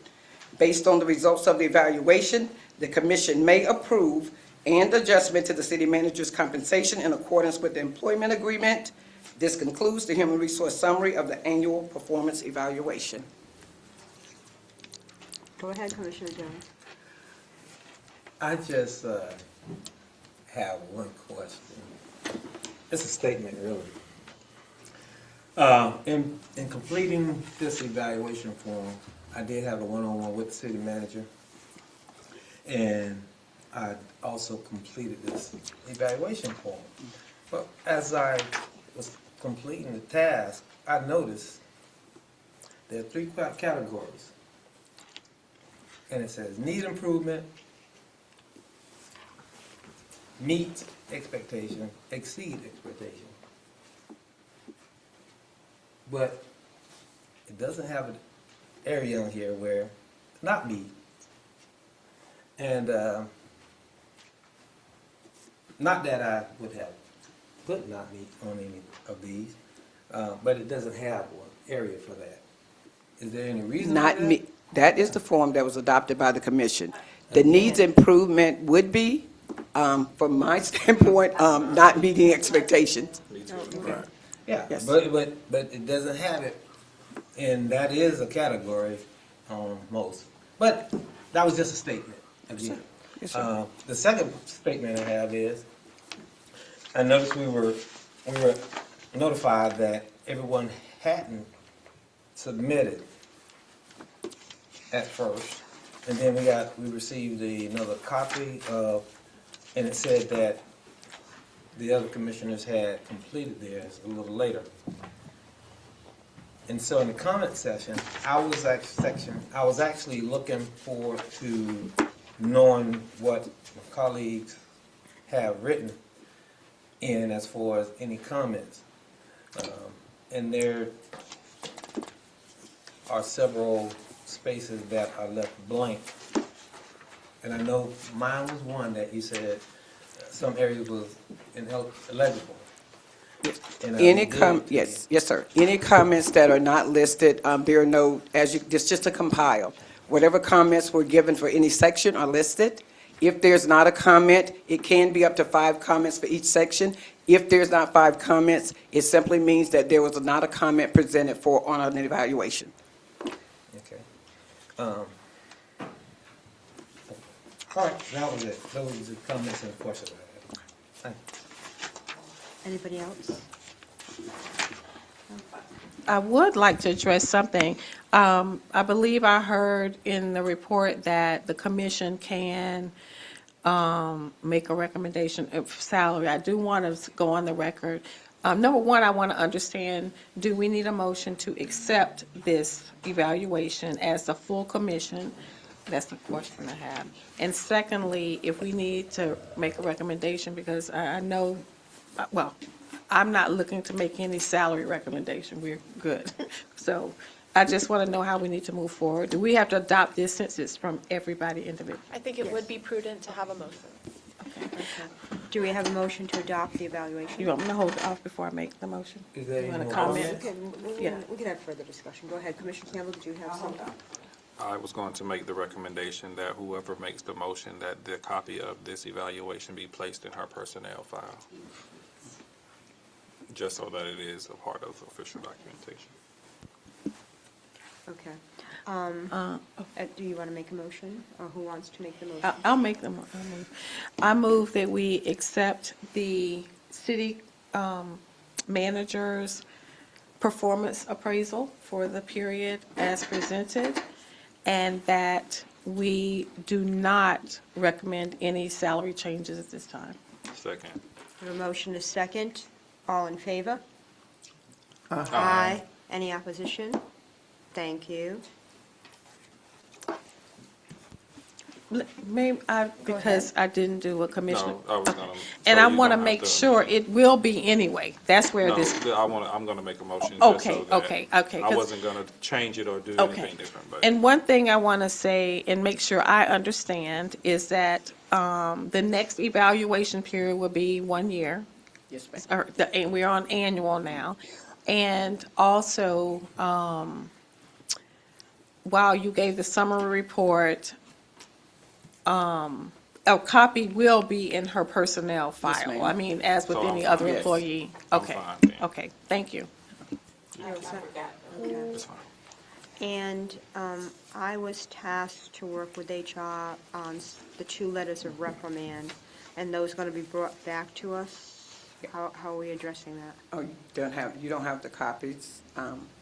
I could go, No, I'm not saying if it has to come before next meeting. I was asked to work on those, I'm lost on the what? the letters of reprimand. So there was I personally made the request that during the process of the cure period, those, if there was something that was not met, that it be a reprimand because that came from a previous request or requirement. And so I made that request. Yes, and I was tasked to do that, and I did work with HR, and we did do that. Yeah, so it just has to be brought back to us. Just want to make sure that we don't lose track of it. Thank you. yeah, the letter is already prepared. If you would like to present that later, I can go and print that off. The It's letter is gonna- already no, there. it needs No, to we'll be- wait till the Just wait next till time. next We'll time. wait till the next time, that's fine. Go ahead, Commissioner. Yeah, I'm a little bit lost about the letter of reprimand, but anyways, yeah, we've had a number of things that has happened in the city. We've had things where we allowed for individuals who resign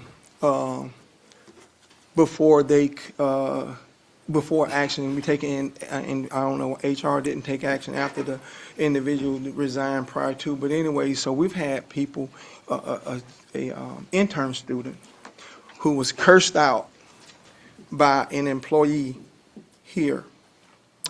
And that was well noted, it was well documented, investigated, but we allow for a staff member to curse out an intern student, and nothing happens in that individual's file. So I think we need to be, let me say, we need to be consistent across the board as it relates to when we talking about, and it was an investigation done, and we know, in fact, these things happen. There's a combination of things, so I think we need to be careful when we're starting to put reprimands in individuals' files, that it certainly have the weight in it and is warranted for that. So I think that weighted very heavily. And there's other things that's been brought to the commission that warrants that if the HR doesn't do it, I mean, if the city manager doesn't do it, or HR doesn't do it, then the commission should have a weigh in on those things happening, even if it fails in those layers. That's my only warning to putting this thing in an individual file when we've had these, and these things are fair, it is not that old. I mean, I would say less than 2 years old, and that has happened, and it's been investigated. So that's my only warning. Go ahead, Commissioner Campbell. Well, I'll make the statement. Our only hire is the city manager. What the city manager decides to do within her discretion, overseeing the various staff members, that's solely up to her or them at that time. So I don't want us to be confused at what we do versus what she does. And what we did was made this a recommendation way back then, and it was actually voted on unanimously that something that was a requirement of the commission, if it was not to be done or could not have been proven to have been done, that it would be documented in her file, because this was a requirement from a previous situation that overlapped with this situation that caused for her to have to do the same thing that should have been done prior to. That's why I made the motion to have it documented in the file. If it would have been proven, we wouldn't even be having this conversation. But again, what we do with the person that we hire versus what she does, those are two different things. Go ahead, Commissioner Davis. So this is leading me to a question. And my memory may not be clear on it, but I thought that of the requirements that were given, in addition to a couple that had not been done previously, they were added to this cure They were. requirement. And during the cure period, they were completed. Correct. Okay, I just want to make sure. But what we voted on was that they were not originally done, Correct. and that we had to add them to this second request. Correct. Okay, I just want to make Correct. sure I'm on the same page. Okay, thanks. Any further discussion? Well, I would need to reconnect with whatever the write-up was. I need to evaluate and look at that so I can make a better informed decision. That's as what it she was relates. saying, it's gonna come before us. Right. It's going to come, yes, it'll be on the next agenda, I would assume. Go ahead, Commissioner Jones. First, I want to say I don't like the format that we're talking about this, because of the fact, I want to have some discretion as what I say, and I don't want Ms. Carter to feel a bad way. After praising her, then we're going to talk about this. I wish we would have did this first and then came back with some praise. However, that entire ordeal, how do we document that? Or how was we supposed to document that in the evaluation? Because it was not an opportunity really to do so. I don't know if I'm just feeling that way or what. Am I not making myself clear? So you need to finish your statement, so. Yeah, we let- can- I say, Then we can ask questions. how were we supposed to take that into consideration with the evaluation? There were some things that led to discipline, Yes. and here there were not really any opportunities to list, to rate, any of it. Go ahead, Mayor, Commissioner. Go ahead. So, Commissioner good Davis. question. So I took it based on the format that we have, because that speaks to follow-up or some specific things that we got to rate her on.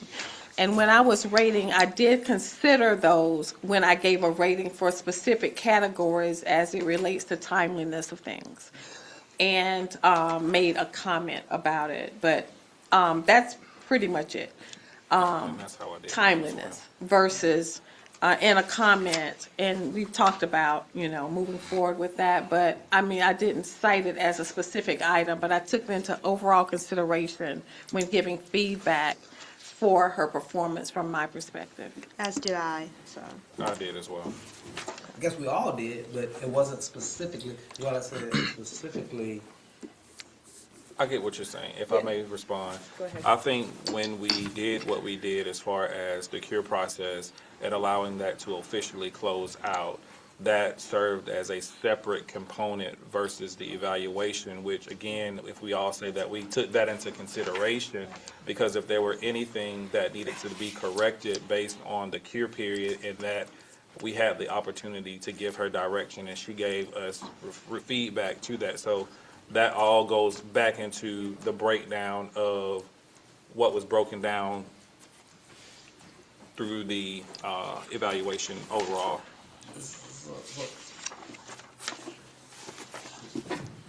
Any further discussion? Yeah, it is, because I just wanted, for clarity, That's fine. while we have this in front of us, what area is that you were referring to? There's So a that I could there's a combination. Yeah. The whole document is broken down into different components, which a lot of those components were a part of what needs to be addressed during the cure process or what we put before her. Mm. Okay. I just want an example, but I guess we. I mean, even if we talk about just one of the simple things, the timeliness. timely. Like, we put something before her, and if we're taking in consideration the time frame that we gave her during the cure period of 30 days, you can automatically add that to the overall timeliness of other tasks and other things that she does as city manager. I mean, there's a list of things that could correlate based on the cure process and what is encompassed in this evaluation form. Okay, so, and I'm gonna move on because I'm not gonna beat this. So, let me be clear on my intent. So my intent would be, if there was an issue that she was cited for, I should be able to document that. And I know you said, I know the mayor said she documented the file, but we don't even know what it is. I haven't seen it. But a specific, whatever infraction it is, or was at the time, what was the root cause, what got us there, and how could we, as her boss, could, in this evaluation, to say, here's the corrective action, we knew what we said we wanted you to do, but going forward, maybe a comment, I have noticed Ms. Carter have taken the initiative to do X, Y, and Z. So that would be a plus for her. I'm not saying to beat her up, but to give her a plus and say, she has showed exemplary candor in achieving these tasks by doing A, B, or C. I don't see an area where I could have done that, addressing the individual acts. So that's all I'm saying. And I'm going to ask for clarification, but what I think I hear is two different things. There's the cure period. We had a situation, and we had a cure period. And what came of the cure period was, after the cure period, was that she had done the things, and that there was a motion to restore her fully to her position. Am I clear? So I think that ended cure period, is the way I took it. Then we were back on her regular position as city manager. And this evaluation was, how is she doing in her job? And so that's what I took it as, two distinct items. There was a situation, an allegation, we addressed that, which is what we did through the cure period, according to her contract. We went through that, approved her to come back to duty, that was done, that she'd met what we asked her to do. And now we're just back to regular city manager work and evaluation. And so that's what I'm understanding. Now, if there's something different, I look for clarification. And I just think things were happening simultaneously. And so they kind of overlapped. The whole grievance, cure, evaluation, all was tied up, tangled up. So again, I am in agreement with the statement that Commissioner Davis made, as it's two separate. Great. So when can we expect the copy of what you authored? Ms. Jones will get that out to us. So when did you guys complete that? I'm sorry? When did we do that? It was a few weeks ago. It was early February, right? Yes. I mean, early- So I mean, the latter part of it's actually in January. I think January, it's I'm been sorry. 2 It's in weeks. The January. letters were actually the final copies that were compiled. We're in So, January. Yeah. So I'm gonna say it. And I heard Jesus, I'm calling him too. This goes back to the effectiveness, efficient. This should have been something that we could have brought today, or would have had to where we can go ahead and close this out, especially if it has been done for 2 weeks. Actually, a little more. I mean, we got together the week after our last. And that goes back, and I understand we all have a lot of stuff going on in our departments, but there are some things that we should just be able to close out and be done with. And that task was something that we should have been done, closed out with, and moving forward and looking for our next thing to be done with. And so we, and I'll say we because we all do, We have a work to be done with being more efficient and effective with bringing stuff before the commission, and once it is executed, bringing it back to the commission.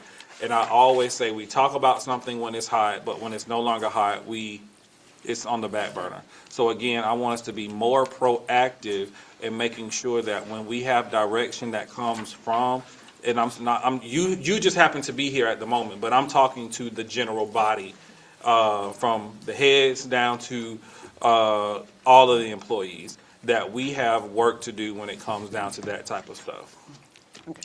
And I will apologize to the commission that once the letters were generated, it was my understanding, since the commission had said they were looking for the mayor actually to go make sure that what you had recommended, the reprimand for not completing the two. But we knew that when the cure process was commenced, that it hadn't been done. Right. So that information was nothing new to us, because I purposely brought it before, because that was a concern of mine, and I've voiced that several times. So you don't have to apologize, because this is something that we've had. No, let me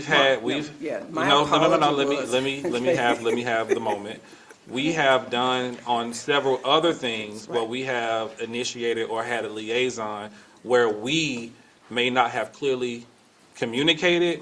That's why I say I'm speaking from the individuals that sit here. So this is for all of us. This is not solely dedicated to you. You just so happen to standing there. Yes, sir. And the issue has arisen again, so I wanted to address it. But this is nothing solely putting you out there. We as a whole have to do a lot better with being more effective and efficient with bringing stuff back to this commission.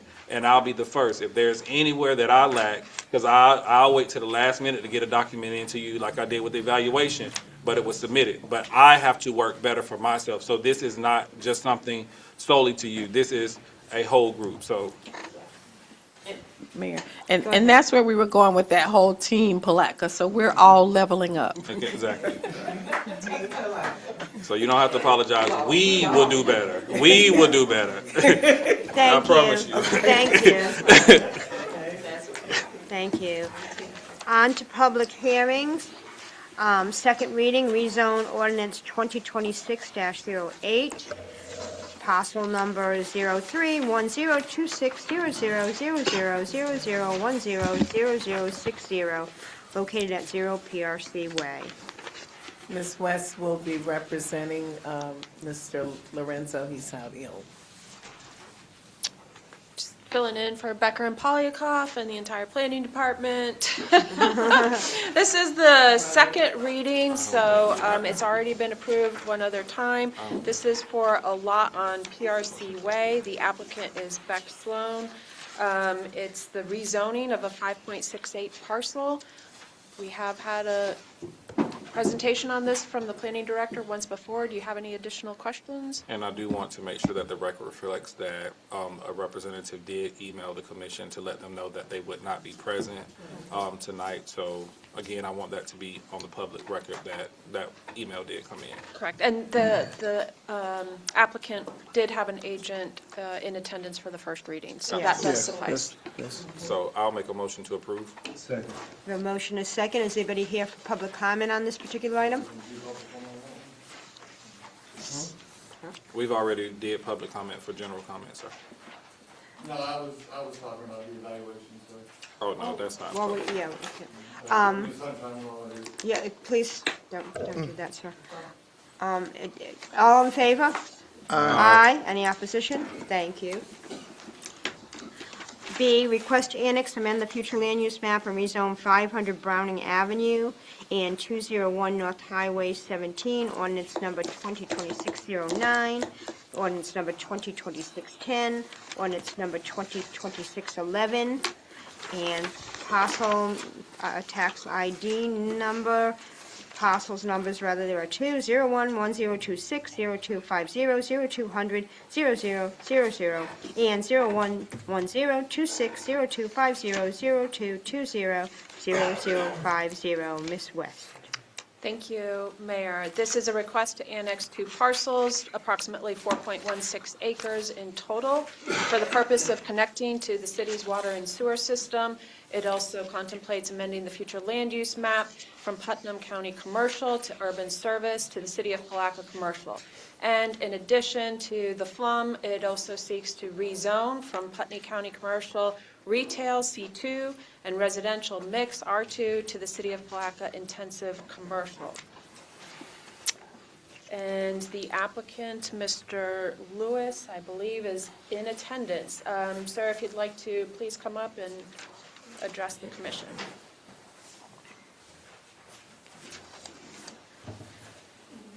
Madam Mayor and Commissioners and ancillary staff, my name is Perry Lewis, and I'm here just to seek if I can get approval to annex over into the city. Anybody have any questions? Go Sure ahead. I do. So, Mr. Lewis, Yes. in this application, I realized that it was done back in, was it 2023? It was, yes. Previously, and it seems that the usage or the proposed development has changed about 3 times. Am I right on that or wrong? 2 No, times? just once from me. Now, I don't know what the purpose of it was before I purchased it, but my goal was to develop a RV park, but within the last 3 weeks, my civil engineer had made up a drawing, and he could only get 37, 38 pads out of it, and to be profitable, we need at least 50. So I'm having a change of thought in what that property will be used for, but at the same time, I'd like to still connect with city water and sewer. So, my concerns that I want to bring to the commission and out in public, with the use, and I mean, quite sure it's your property, if we deem it and say, hey, yeah, we want to annex it in, you can do what you want with it. But I think when we start talking about the future land use, we should know what's going into that parcel prior to us just saying, yes, we give you the blessing to annex in. That's very important to me, sitting up here, because of the neighboring, what's neighboring that parcel. Sure. Because maybe the folks don't want a RV park there. Maybe they want some commercial. Maybe they want some affordable housing. Sure. And I think that should be completed on the application. We should know prior to just annexing in. Secondly, there's other parcels, and this don't have anything, this part don't have anything to do with you directly. Other parcels in that area on that 17 corridor that has been trying to get city services. And I want to ask our staff, the cost look a little different from this applicant than other applicants. And that's a problem. That is a problem, and I can give you an example, and I see red in the back, where we have the Economy Inn Hotel just a little north of you. Their cost to tap into the water and sewer is a lot more than yours. And again, it don't have anything to do with you, but those are questions that we're going to be asked. Why? Why is it discrepancy? And I want to know myself right now. Well, I could probably tell you, because I have a price from DOT that I got an estimate was about $375,000 to get water to my property and sewer. And that was to rip up all the sidewalk and then have engineers and everybody do their work on my behalf and put it underneath the sidewalk, put the lift stations and the grinders up, and put the sidewalk back and put the grass back on my own behalf. And I agreed to that. And so that was only to go 400 feet. Now, I know the place where you're talking about. That's just north of me, probably 6 blocks. And if he would like to, you know, at the same cost as what I would have to pay per linear foot, then that's his prerogative. So I don't mind, you know, that's okay. That would be his business decision, not mine. No, it's more than that. $375,000 is what they reported. It's more than that. Because they brought it up to us. So, I don't think that's appropriate. Um, No, I'm thinking about him. That's building, I don't think that's. That was just plumbing city water sewer to my place. right. So, again, that's my reservation. I want to tell you, and I asked were you gonna be here because I wanted to say it to the property owner. And the reservation is because of that, and that's on the city side. I want to bring it on this diet.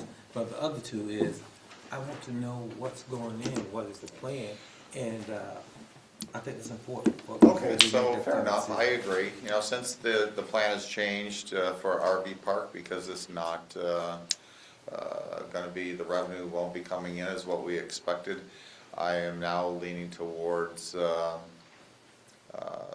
maybe a little mini mall type thing, or switch it back on over to half of it would be back to residential, and the other half continue as commercial property and build out like that. So whether you have housing going in there or commercial property, buildings going up, utilizing the water and sewer is really not going to be affected versus one or the other. What may be affected is what the clientele around the property, their wishes and wants of what they want in there or would not want in there. When I bought the property, I had, there was a house just on the north side of my property, south on the line. That house was a disaster. And if I had not bought that property and taken down the woods, then that house would have been there and still would be there today. So it's a increase in the value, whether it be the county or whether it would be the city. It would bring in revenue for the city. Not only that, on my behalf, if you're bringing revenue into the city, it would be the population that I'm also bringing in, that those people would be eating at restaurants or shopping in the Palatka area. So if it just is dormant and nothing's there, then you're defeating the purpose of the city of Palatka growing. You know, you want it to thrive. Yeah. I can say from this diet is that we want responsible growth, and we want the kind of growth that looks into our future for our constituents. Not all the time about folk that come in and flip property. Let's just be honest with you. I don't want to flip it. So that's why my antennas went up when the different usage came out, and I was reading the application. I sent an email out to staff today saying this, and so I want to be transparent with my colleagues by saying, when the application is made, for us to make a decision, it should be thorough and complete and accurate. So this request is basically, what we have is an old request, and I would like for it to have been revised so that we're making a decision based on fresh information. Okay, fair enough. That's my feed. Back when I filled out that application, I was working here at the hospital as a nurse practitioner working with Dr. Curavella, and I came down with pancreatic cancer. And so I'm a survivor, 5 years out, so that application was just prior to me coming down with pancreatic cancer. So that was why the slowdown of the progression of what I wanted to go ahead and put in there. But it's just recently, when I got back on track a year ago this January, I came down with lung cancer. And I had my right upper lobe taken out. So that put a little delay on my project out there. I'm permanently disabled. And so due to the cancers, and they're projecting that I'll probably get more cancers from toxic exposure from the military, so my plan is just to continue with my project, and whatever it takes, I'll continue with. And whatever building I put in there or property will make a difference, but I think it'll be a positive difference. So, I don't mind, when I get to that decision. It's gonna be, I'll tell you right now, it's either gonna be going back to residential and I build out and then rent, as some of my neighbors are doing with the duplexes there. And I'll put in a few of those, and then on the commercial side of the long strip there, then I'll put a little mini strip mall in there with, I don't know how many little buildings all connected together with the intention of renting them out to whoever would be wanting a business, whether it be fixing up boats, whether it be hairdresser, salon, whether it would be candy store, ice cream store, whatever the business would come in, that's what would go in. Do you have anything else? No. Commissioner Davis, did you have something? So, yes, how, I know it depends on factors, but what is your goal in terms of a timeline for looking to start your development? Well, my timeline was to get started immediately, and what the first part of the plan was to get water to it, because without water, then I can't do anything else with whatever goes in, buildings, housing. So that was gonna be ASAP, and until just recently, my civil engineers provided me a layout. It was a nice layout and everything, but again, it wasn't what really needs to sustain RV park. So now I'm going back in to reconsider what else can I do with the property. So, but that's what I think, it's either gonna be housing, or it's gonna be like a mini strip mall. Okay, Commissioner Borum? Yes, I think it's something that we'll have to think about, but I do know legislation is out there that is preventing local municipalities from blocking or restricting various types of things, whether it's part of the comprehensive plan, land use, all these different things. So saying no to some of these things, I know, are made with the potential of saying no. Legislation is moving forward, and I think you very well know about this, I think the city attorney, about the legislation that's moving forward as it relates to land use and not being able to hold individuals to whatever that particular land use is, especially for the developers or what have you. So that's just kind of been on the thing from the advocacy committee that I just like to just share that out.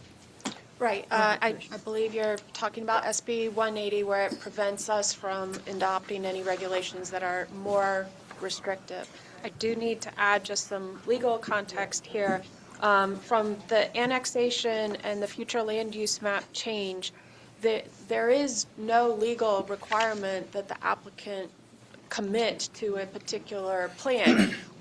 It's a land use change, and that can, whatever they end up putting on the property could change significantly so long as it is within the allowable use of whatever that future land use category or that zoning designation is. They are allowed the entire breadth of what is allowed in C2, for example. So that plan can change, and often does. You see this with developers purchasing property. They annex, get all the future land use changes, the rezonings, and then they flip it. You have a statement here that that's not the intention, but there's nothing legally impermissible about that. Go ahead, Commissioner Davis. Thank you, Ms. West, and that was going to be my next point, is that this meets all the requirements necessary to give this, make this change. So I'm going to move that we accept the recommendation of the staff to approve. Second. The motion is second. Anybody here for public comment? Could you step aside, Mr., I know, I see him. Mr. Lewis, could you step aside? Thank you. Palatka Kitchens, Palatka, Florida. I was at the planning board hearings, and while it may not meet the requirement of the law, as Ms. West just said, the policy is when someone appears before the planning board, they request certain changes, the planning board makes their decision based on the legality of the changes and based on the purported use of the property. Since the use has changed, and I'm sorry about Mr. Lewis's condition, But I have to look at it from a practical standpoint. As a former commissioner and as a citizen who may want to get changes myself at some point on some piece of land, I think this must be referred back to the planning board. Let them decide if they want to go ahead, refer it back to the planning board. He's not gonna do what he said, he's not gonna do residential, he's talking about changing it back to some other zoning. If you approve it to change, then he's gotta go back to the planning board and have it changed back to another zoning apparently. But and no offense, but since his use has changed from what he presented to the planning board, less than a month ago, then I think that it's your duty from a policy standpoint and not set precedent. Just go ahead and refer it back to the planning board, let the planning board rehear what he has to say, and then let them decide if they want to again agree to the changes. And if they do, then it'll come back to you to vote on. But I think you must send it back to the planning board. This has been done for other people, developers, who have come and wanted to make a change or have presented an unfinished plat to you all, and you send it back to the planning board. And one of you, I forgot which one it was, I think it was Mr. Jones, mentioned that it wasn't complete. Send it back to the planning board, let them rehear it, and then have it come back to you. Mr. Lewis is not ready to move forward at this point. He said he isn't because of various things, the economy, and now he can't do the 50 RV lots. And the RV park is what the planning board thought was going to go in there. That's what the citizens who heard the public hearing thought. That's all changed. Please send it back to the planning board. Thank you. Thank you. Ms. West, I'm going to defer to you for your thought on this. Again, it is a land use change, and you are legally permissible to do any of the options under that land use category or that zoning designation, yes. So let me ask you this, and it's just to put out there, if the intent of the property change, because essentially what I'm hearing him say, he just wants to get the sewer and that kind of stuff. Right. Does that have to go back before No, the planning board? The planning board acts in an advisory capacity to the city commission. It is a recommendation. It has nothing to do with the water and sewer. There's simply acting. I'm asking about the overall project. If the scope of what the intent was, does that have to go back before the planning board or come before the commission for? It does not. The planning board members frequently are curious, and they do want to know the details of what the project is going to entail, which is natural, and you want your planning board members to be inquisitive. But the applicant is not bound by whatever proposal that they come up with. They're just not legally bound to that. They are allowed to do any of the vested, permitted rights under that zoning designation. And that is because market forces change, as you have seen in this case. They are allowed to change their project. But it is within the discretion of this commission on how you want to proceed. Okay, so we have a motion and a second. All in favor? Aye. Aye. Any opposition? Nay. 3-2. Motion passes. Request to annex, amend future land use map and rezone 3129 Reed Street, ordinance number 202612, 202613, 202614, for parcel number 011026865000600100. Ms. West. Yes, this is, again, a request to annex two parcels. Hold on. No, this is 2532. Annexing two parcels. It's only one parcel. Give me just a second, please. Okay, sure.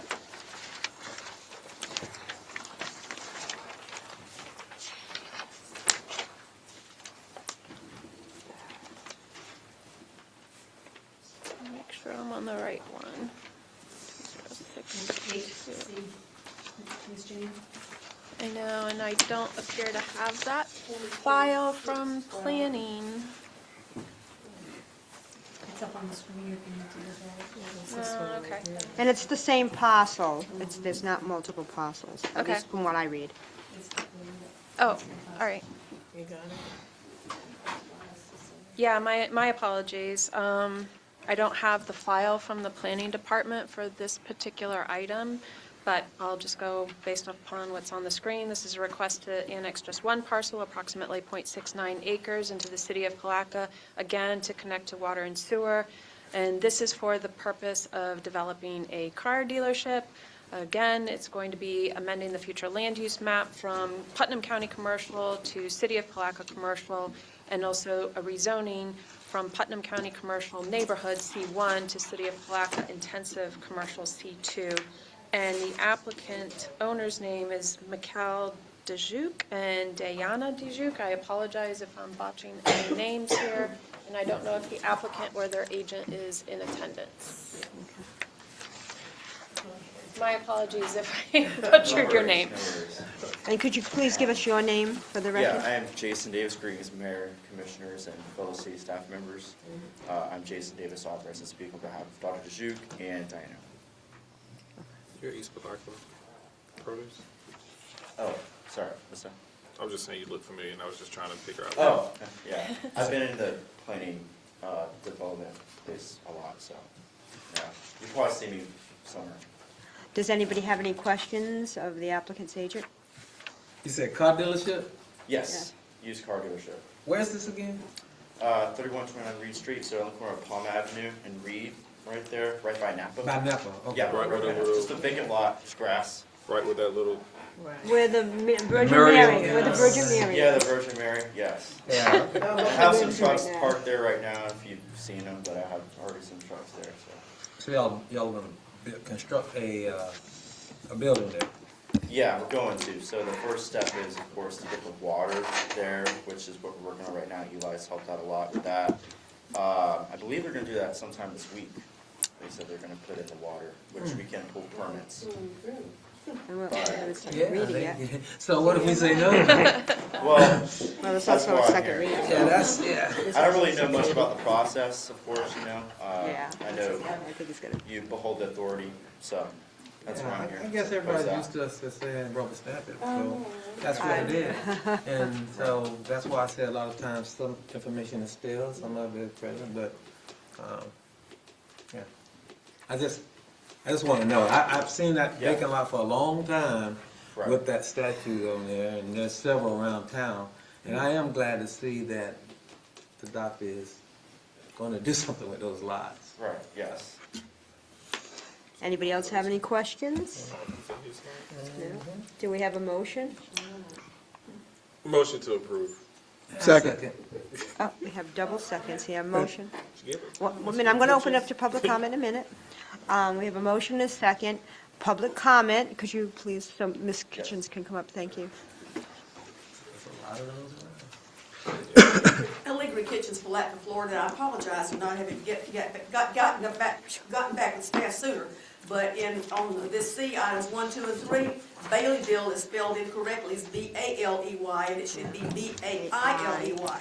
On the previous ordinances referring to Baileyville, it was spelled correctly, and I just want to make sure that it is spelled correctly in the city documents. So it is, Baileyville is misspelled on these three things. Just that too. Ms. Thank Kitchens, you. I thought you was gonna come up here in opposition. I'm gonna just tell you the truth. Okay, anybody else here for public comment? Can we, Seeing none, we close public comment. I'll make a motion that we accept, given the scrivener's error. Well, it's already in there, isn't it? Scrivener's error. Yeah. I just wanna yes. make sure Yeah, that- it's providing for, it. It's Right. already there. I'm noting it now. So we have a motion, a second, all in favor? Aye. Any opposition? Thank you. On to D, first reading ordinance 2026-15, an ordinance of the City of Palatka adopting a pre-approved exterior color palette for properties located within designated historic districts, adopting historically appropriate colors organized by architectural style and period, providing for administration, interpretation, and enforcement by the City of Palatka Historic Preservation Board and Planning Department. Yes, thank you, Mayor. This ordinance is coming to you at the request of the Historic Preservation Board. They've been meeting over the course of the last half year. Upon the discovery that the color choices, the color palettes that they had for the two historic districts were merely guidance only through the Department of Interior, and they preferred to have a color palette that had a little bit more guidance for people moving into the historic districts to establish expectations in order to preserve the character of those historic districts. So the color palettes that you have in your packet reflect several time periods that have existed since the city's incorporation in 1853. That would be the Victorian period, the colonial and classical revival period, the bungalow style, the craftsman style, and the post-war romanticism style. The color palettes that you see have been pulled from the St. Augustine Historic Architectural Review Board. There is some discretion within the body of the ordinance for deviations, slight deviations from the color palette, but as you can see, it's pretty extensive, and this is what the Historic Preservation Board has sought your approval in the final form of an ordinance. Go ahead, Commissioner Campbell. Now, I just have a question with regards to anyone that moves in that area or looking to paint, repaint, or paint. Will they be limited to the time frame in which that house was built? So I heard the different frame, or the different eras of when Right. the era. So I just want to. Right. As long as So- it falls within any of these color schemes, they will be able to utilize them for. Okay. That is correct. We're not holding a bungalow to the That's what I was bungalow trying- colors only. Okay. Okay. And I do know it says, and I think it's just for reference, Sherwin-Williams, but just so that we make clear to people, they can use any brand of paint as long as they match the color That's palette. right. We wanted Just 'cause a, that Sherwin-Williams tends to be expensive for some people, and it's quality paint, but I'm just saying, people feel somewhat limited. correct. The color copies don't always convey the color properly, and so to reference an actual paint brand leads to more accurate results. Any other questions or discussion? Do we have a motion? Motion to approve. We have a motion, a second. Is anybody here for public comment on this item? Seeing none, we'll close public comment. All in favor? Aye. Any opposition? Thank you.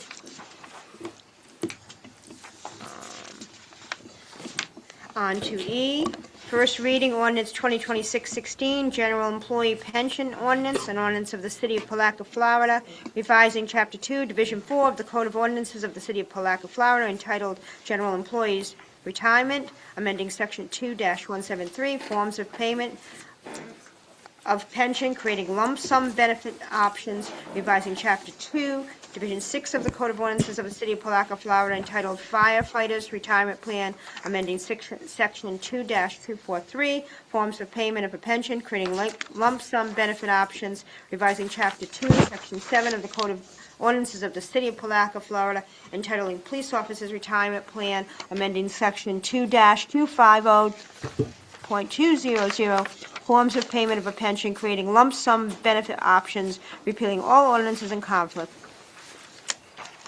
Ms. West? No, Miss Miss Jones. Miss Jones, I'm sorry. Miss No, Jones. I'm sorry. No. Madam Mayor, Commissioners, what the pension plan, the pension departments, the police, fire, in general voted on, it's being able to, the ordinance is going to provide for individual employees that have been vested for 7 years, that are not going into a drop plan, have the capability of taking lump sum payments of 5, 10, 15, and 20%, up to 20%. Once they retire, they can take that out as a lump sum payment and then receive the remainder, 80, 95, depending on the amount they take out, into the installments, which will decrease the amount of payments that they will be receiving, but they have that opportunity to take a lump sum payment. Any questions? And this has been vetted by the actuary. It's no effect and no cost to the city. I'm going to put that out there. Do we have a motion? Second. The motion is second. Is anybody here for public comment on this item? Seeing none, we'll close public comment. All in favor? Aye. Aye. Any opposition? Thank you. On to F, first reading, ordinance number 2026-17, an ordinance of the City of Palatka, Florida, revising Section 54-32 of the City Code to reduce the number of planning board members from 9 to 5 and 1 alternate, establishing attendance requirements. Ms. West? Yes. So currently, the City of Palatka's code has a planning board consisting of 9 voting members, which is excessively high for a city of our size. One of the issues that we have been encountering is a difficulty in establishing a quorum, because we have to have at least 5 members in attendance in order to move any of the applications through. So the solution that the planning board has crafted together with the planning director is to have 5 permanent members and 2 alternates, and that would be modeled after numerous other jurisdictions, and that would help alleviate the quorum issue. Any questions, Ms. West? Go ahead, Ms. Davis. Yes, so as I read this, I'm gonna just be honest, I'm not in favor of this. And the reason is, if we can do 5 + 2, why not 7? One of my major concerns is, to Commissioner Jones's point, is so we just rubber stamp and it's just a check, check, check. Because I think it's important to have diversity on the board, and perhaps the issue is we don't have the right people. And I get that, you know, it's hard to get people on these boards, but what I do agree with in this change is the attendance policy. But having 3 people make decisions, I think is just not enough representation. And I just don't think that's reasonable in order for the business that has to occur before things are vetted to come here for a final decision. So I do want to say that. You know, generally, I think on a planning committee, 7 to 9 is, and I get it, you're talking about the size of our city, but generally speaking, a 7 to 9 member planning board is kind of a standard from what I see. So I just want to put that out there. 3 people. And I think, and this goes something besides this. I disagree with this, but we also may have an opportunity to ensure that when we're getting the applications for board members, that we're looking at the requirements of who makes up that board to see that we're getting complementary board members, so that we can have feedback from all areas, not just 3 people who say, you know, make it happen, make it happen. So that's my feedback. And I think that came as a result of, even with the airport, when we were moving forth with that we wanted to take a look at all of our boards across just to make sure that it is a reflection. So I'm interested in knowing, is this, did this come about because of, how did this particular conversation come about, wanting to change from, I heard everything, but how did it come about at this time? We had to cancel several planning board meetings due to a lack of quorum, which significantly, since they only meet once a month, that means the applicant basically has to wait a whole 2 months before they can even get a recommendation to come to you. So it's considered basically, from the applicant's perspective, more bureaucratic red tape, and there has been significant frustration. Go ahead, Commissioner. My question is, do we have any documented instances where from the time of whatever going back on the record, how many of those meetings has been canceled? You know, as it relates to the number of meetings that they could not make quorum and the meetings that they made quorum, because if it's to the degree to where they're not making it and it's impacting things, and because I want to weigh it out to understand before I make a decision on it as it relates to saying, okay, well, they didn't make the last 2 or 3 meetings or the last meeting.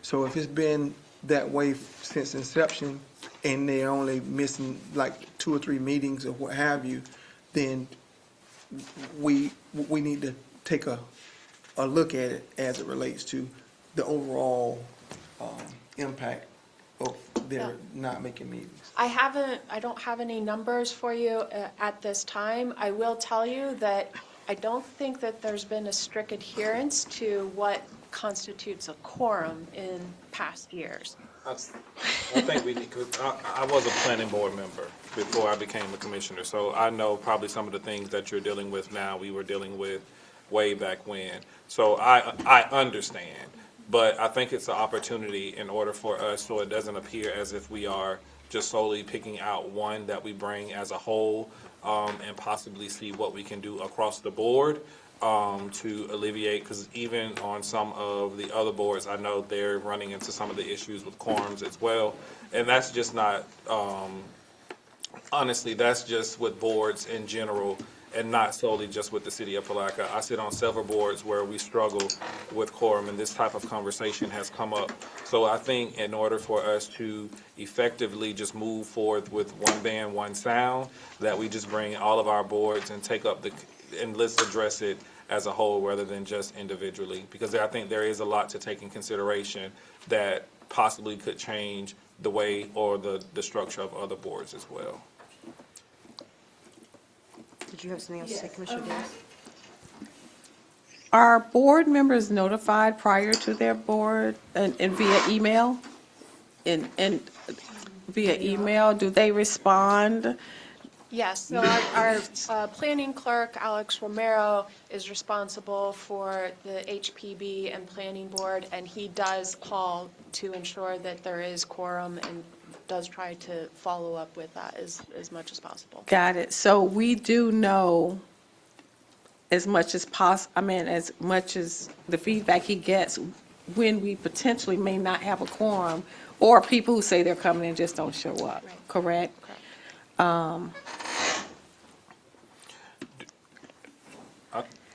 Listen, let me just speak frankly. So we have the wrong people on the board. I don't. No. think so, I'm not asking for validation. I'm not asking for validation. I'm making a statement. We have people who are not committed to what they asked to do because they requested to be on this board and we voted for them to be on the board. There have been illnesses. I just want to make that statement. But if, I don't see a solution, the solution being, so we'll just reduce the number. Because if 3 people get sick out of 5, we still have an issue if the other 2 can't make it. I guess I don't see how this policy is going to correct the issue. It sounds like we have a deeper problem. And I'm with Commissioner Campbell. If we're going to do that, I think we need to look at all of our boards, understand how many people are attending to see if we're compliant, and then I think we can come up with a board policy across, so. Okay, so if I can get a little bit of direction, I am really loath to touch the airport advisory board again. We already. No, I use that as an example. I just use that as an example of. So you want the list of what we're recommending we discussed? No. Is that- Let me be clear. Okay. I use that as. Scan me too. Right. No, let me be clear.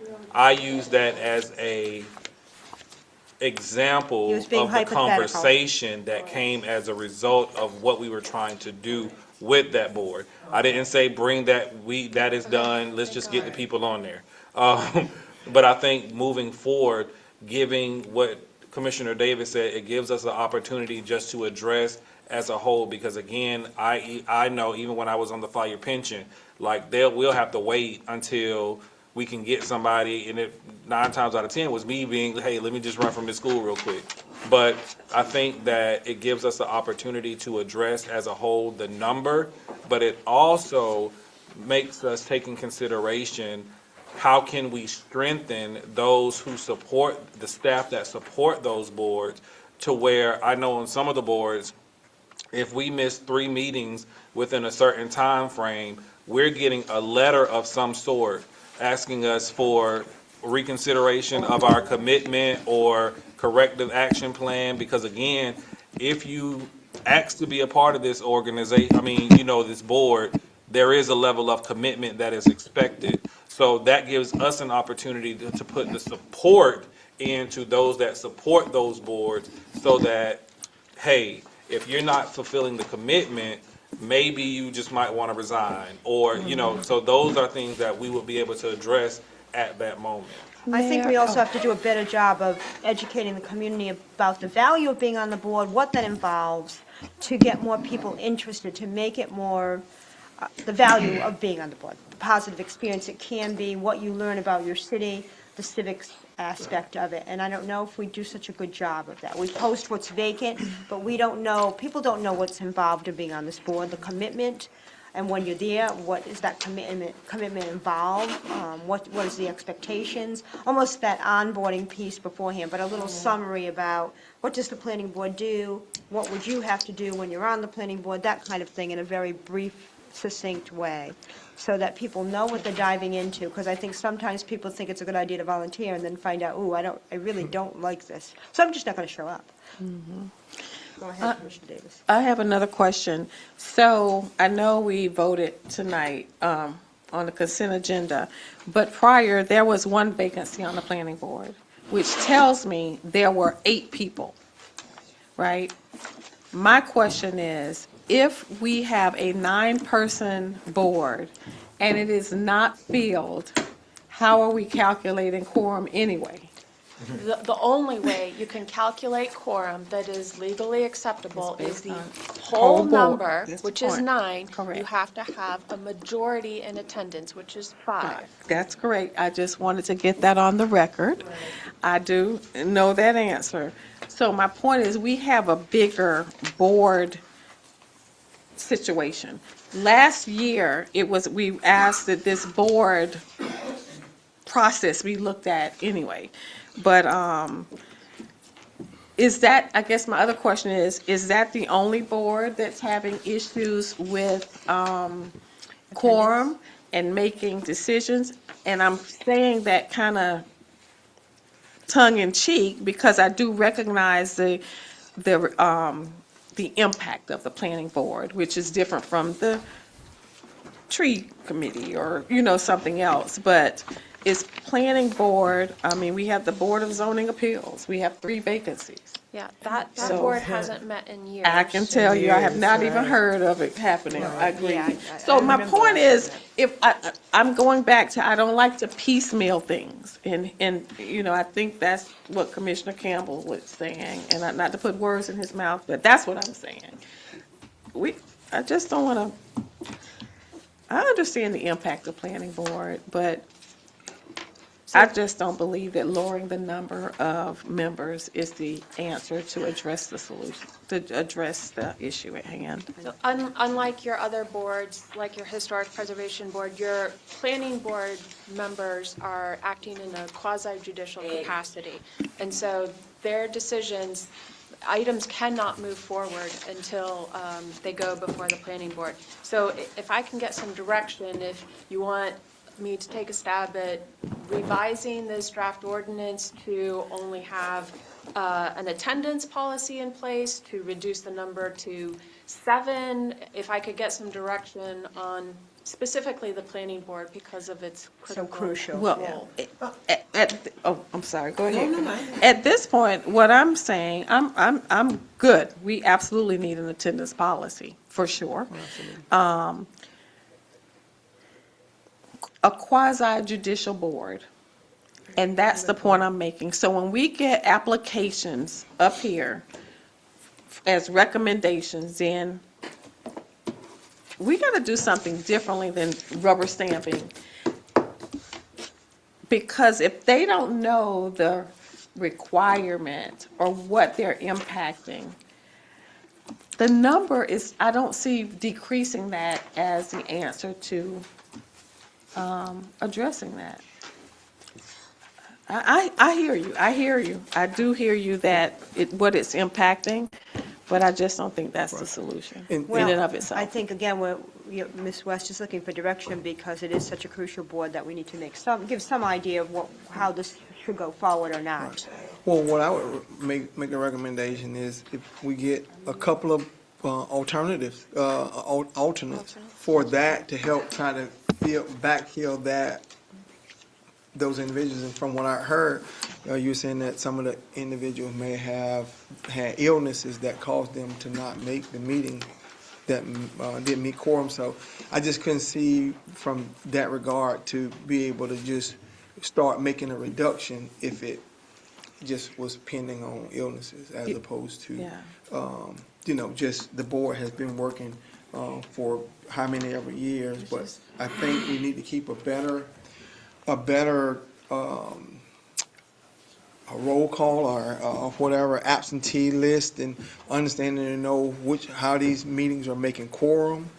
And like we talked about earlier, making a policy that if they miss these meetings, there's a process to where they either get suspended or removed, but we have alternates that be able to fill those spots when these people become ill or just don't participate.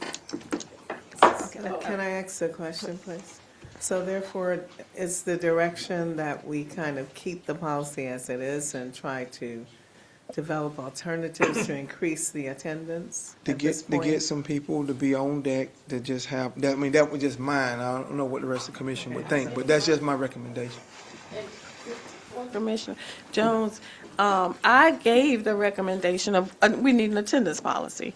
But let me say this, this is how my mind is thinking, and I'm gonna go ahead and put it out there. They're a quasi judicial board. They need to review these items that come before them. Commissioner Jones brought out some good points with one of the items we approved tonight, because what I hear is, from a legal perspective, if they present this stuff and we're moving and changing, land and doing all those things, then truthfully, what is needed other than a check mark on a checklist? And that's what I'm really a little frustrated with, because by the time it gets to us, we're told, legally, they can do what they want with the property, we can do all that, and I know they're vetting. My point is, if that is the case, then I'm digging my heels in, and that's very rare, because I'm definitely open to hearing another alternative, to say that we cannot decrease the board, because I'm looking for them to do work. If we can't do it here, then I need them to do it.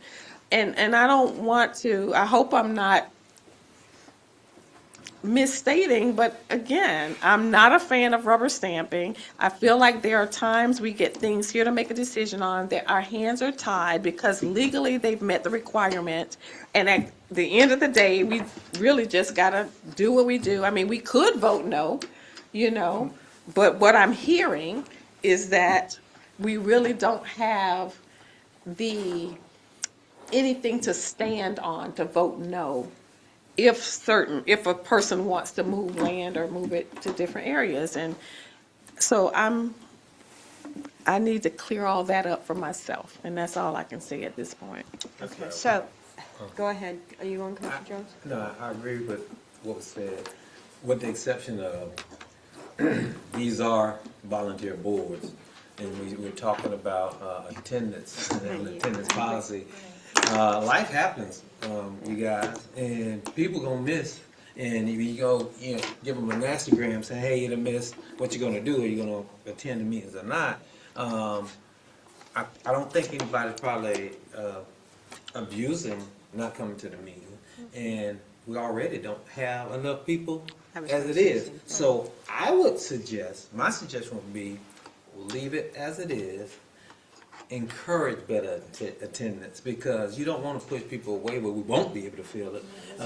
And then it appears that we're recycling people anyway. When you look at it now, a new recruiting effort could be done, and because we have the same people on the boards, and so we're not getting fresh eyes and fresh ideas. So therefore, as this board change, this governing board change, that one should as well. Or we're not really changing. And that's Because what as I you was just said, suggesting.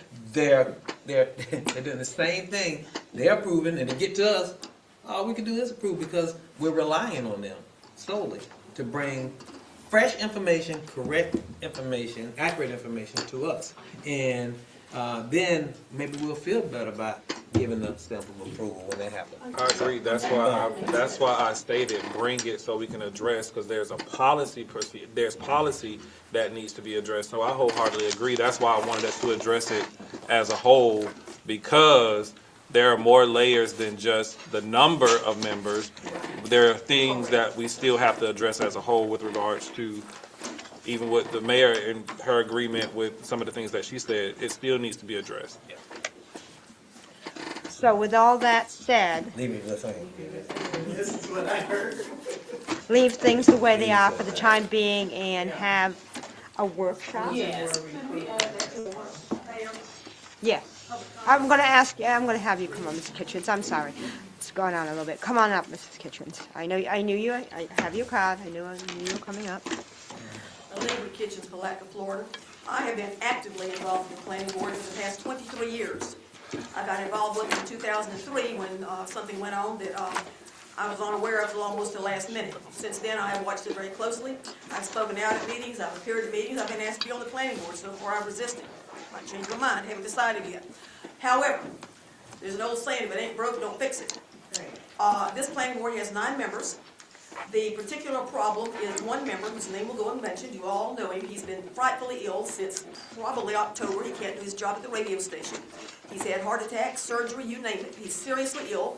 He probably should have gone ahead and resigned, but he hasn't.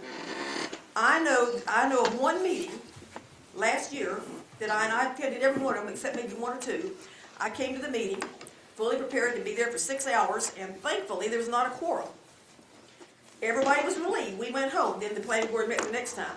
I don't know of very many things in the past 23 years when there has not been a quorum, but if you have 9 members and you can only get 5 to attend, you have a quorum. Do percentage-wise. If you have 9 members and you have 5 to attend, you've got 5 out of 9. If you have 5 and you get the same percentage of those that attended at the 9, you probably are going to have a quorum. Leave the planning board as it, and by the way, for the record, I'm on the Board of Zoning Appeals. I'm very happy. We haven't met in years, but we're there if the public ever needs us. I'm on this Charter Review Committee, which just ended, 12 members. I'm on the Bond Oversight Committee for the school district, 12 members. We've all worked very well. The Charter Review Committee works like a well-oiled machine, as does the Bond Oversight Committee for the school district. This works. I don't care what they do in other cities this size. We're Palatka. We want to be unique. We don't want to be like other cities. If we're like every other city, why would anybody come to Palatka? Let's go to St. Augustine. We all look alike. Come to Palatka. We're unique. We like the way we are. If we want to be like another city, we're going to move to another city. So leave the planning board as it is. But I do agree with the absentee thing. As it is right now, when people are absent, they usually call in, and the chairman will say, so-and-so called in. They're sick. They have surgery. They're out of town. Table this tonight, do not pass it. Have it come back with only the absence policy. 3 unexcused absences. There's no reason why somebody can't say, well, no, or somebody, well, my mama's sick, she's in the hospital. An excused absence is fine. On the the board of, the zoning, not zoning appeals, what was it? Anyway, forgot what it was. Anyway, I was on another board, and you had to have, is this one the magistrate does now, I was on the Codes Enforcement Board for many years. And you had to have 3 unexcused absences, you were out. But there's no reason why somebody can't call and say, hey, I'm sick, or my mama's sick, or something. You got the excused absences, no problem. If it's unexcused, if they miss 3 meetings with no excuse at all, then get them off the board. But people, you almost have to hold a gun to people's head to get them to come to sign up for these boards. They don't want to do it. I heard Betsy cry and plead with people for 35 minutes at a time and couldn't get them to sign up for a board. But leave this the way it is, table it tonight, do not pass it, and bring it back with the thing for 3 absentees that are unexcused, and the city commission reviews their attendance. Thank you. Thank you. Okay, so. Is the motion on the floor? No, there's never been a motion on the floor. Go ahead. I make a motion that we table this particular item and allow it to come back as a, how do we want to?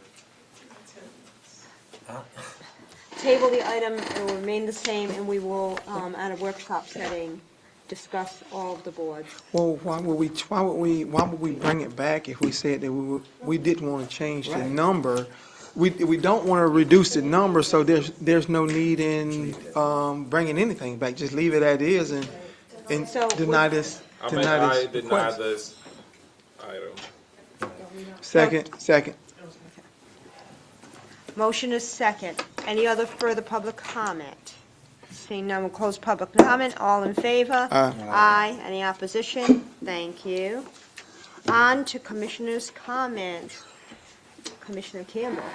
I do want to go on record to say, I know that we get updates as commissioners with the weekly updates, but some of those updates are not getting to our citizens in the community. And so I know at one point, and I'm not saying that I don't know if it needs to be captured in the, no, because some people don't have access to that kind of stuff.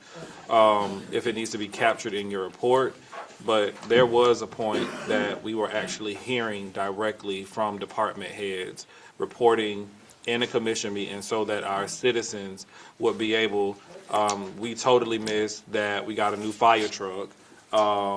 We totally missed that we have our police department who's going out in our community having cotton candy and with our citizens. We're missing those key components. We get it because we get the pictures, we get that, but as far as broadcasting to the community what our departments are actually out doing, we are missing that. And I want us to think of a way to where I don't know if it's a rotation, if it's captured in your staff report, but again, those are things that I feel that our community needs to know. And it may seem small, but of course, we want the people to know that we have cops doing that. We want to see that taxpayers' dollars is going to those particular, different areas throughout the community. So I'll leave that to you to come up with a method of how those kind of things can be brought back to the forefront and making sure that it's disseminated electronically. I know, again, we have the newsletter, but everyone doesn't have that. So just think about the different methods and the different ways of relaying information to our constituents. Thank you, Commissioner Jones. To piggyback, I agree with that, and the public information officer that is responsible for getting some of that stuff out, we need different vehicles for it to be out. That's number one. Number two, we had a little overview of what we did in Tallahassee, us that attended. It was great information session. Stuff to be brought back here. I would like to see the public information officer take those trips with us on the legislative stuff so that they could bring it back and highlight what type of work we have been doing, work we put in when we go up there. As well as addressing tonight that we're going to have Putnam County Day next week. The 19th. And we all know how those days go when they have, when different municipalities have, they basically show off their city and what's going on. We hired somebody to do that job. I would like somebody representing us to actually showcase us of putting together some type of display, some type of information that says, to talk about what we're doing, why we're so great, why you should visit Palatka. That needs to happen. It shouldn't be a commissioner out there. We shouldn't be doing that. We need someone telling the story like Commissioner Campbell always says. So that's my feedback about that. However, Mayor, I have another piece of information. The Brown Avenue Baileyville annexation, that's what I've been talking about for 3 years, squaring off these boundaries. Here we go again tonight with this piece of property was in the county, but they're going to annex. I want to know what we actually, at our county city joint meeting, we mentioned that. I would like to have an update on where we are with trying to make those things happen. And I've already addressed Ms. Carter, but I want it presented in a totality. All of us would know what's happening. I really don't care for those one-on-one meetings because you guys may have other input, and once we get the information together, the input is very important. It is very important, and this is the only time that we could speak freely and actually have great communication. So I would like to have that update. And again, when we are having different areas annexed in, we're still excluding the masses. How can we get it done, folks? And I think together on this dais, we have to keep that push to make this happen. The county is saying, okay, you guys can have these parcels, okay? So why aren't we taking advantage of them? If we're not doing anything else, get the revenue. We talked about if they take away the homestead exemption, if they take away taxes, property taxes, how will we gain revenue? We'll gain revenue by getting water and sewer fees. Okay, so if we capture that, that's revenue that we'll be bringing in. So we should not be dragging our feet on that. We should be pushing and making it happen. That's just a statement, and I would like my colleagues to get on board with this because that's very important. That's it. Commissioner Barr? I have no comments. Commissioner Davis? Yes, what Commissioner Jones said. Also, I will say, we went to, today, Commissioner Davis and I went to a deployment ceremony, and it was a very nice event, and we were pleased to be there, and, yeah, and watch some of our Army soldiers go off to be deployed, and proud to be welcomed to it. It was a nice event. Do you have anything? Go ahead. With the direction that was coming, and I apologize, that came from Commissioner Jones, I would like to make sure that that is a agenda item so that we don't let it slip through the cracks. And to piggyback off of what Commissioner Jones said, but, you know, we're talking about the inside, and I think the concern was that whenever we annex something that's outside, what's outside, that go beyond the city boundaries, we're annexing those, and that's what the leapfrog was talking about as it relates to that. That's what put strain and stress on our city resources, and that's what we need to be careful about when those things come to the city. But anything internal, inside the boundaries, I mean, it should not put a stress and strain that we may not be getting the funds for it, but the interlocal agreement kind of helps in that regard. So that's just my matter. Wow. Any motion to adjourn? So be moved. Thank you. So you're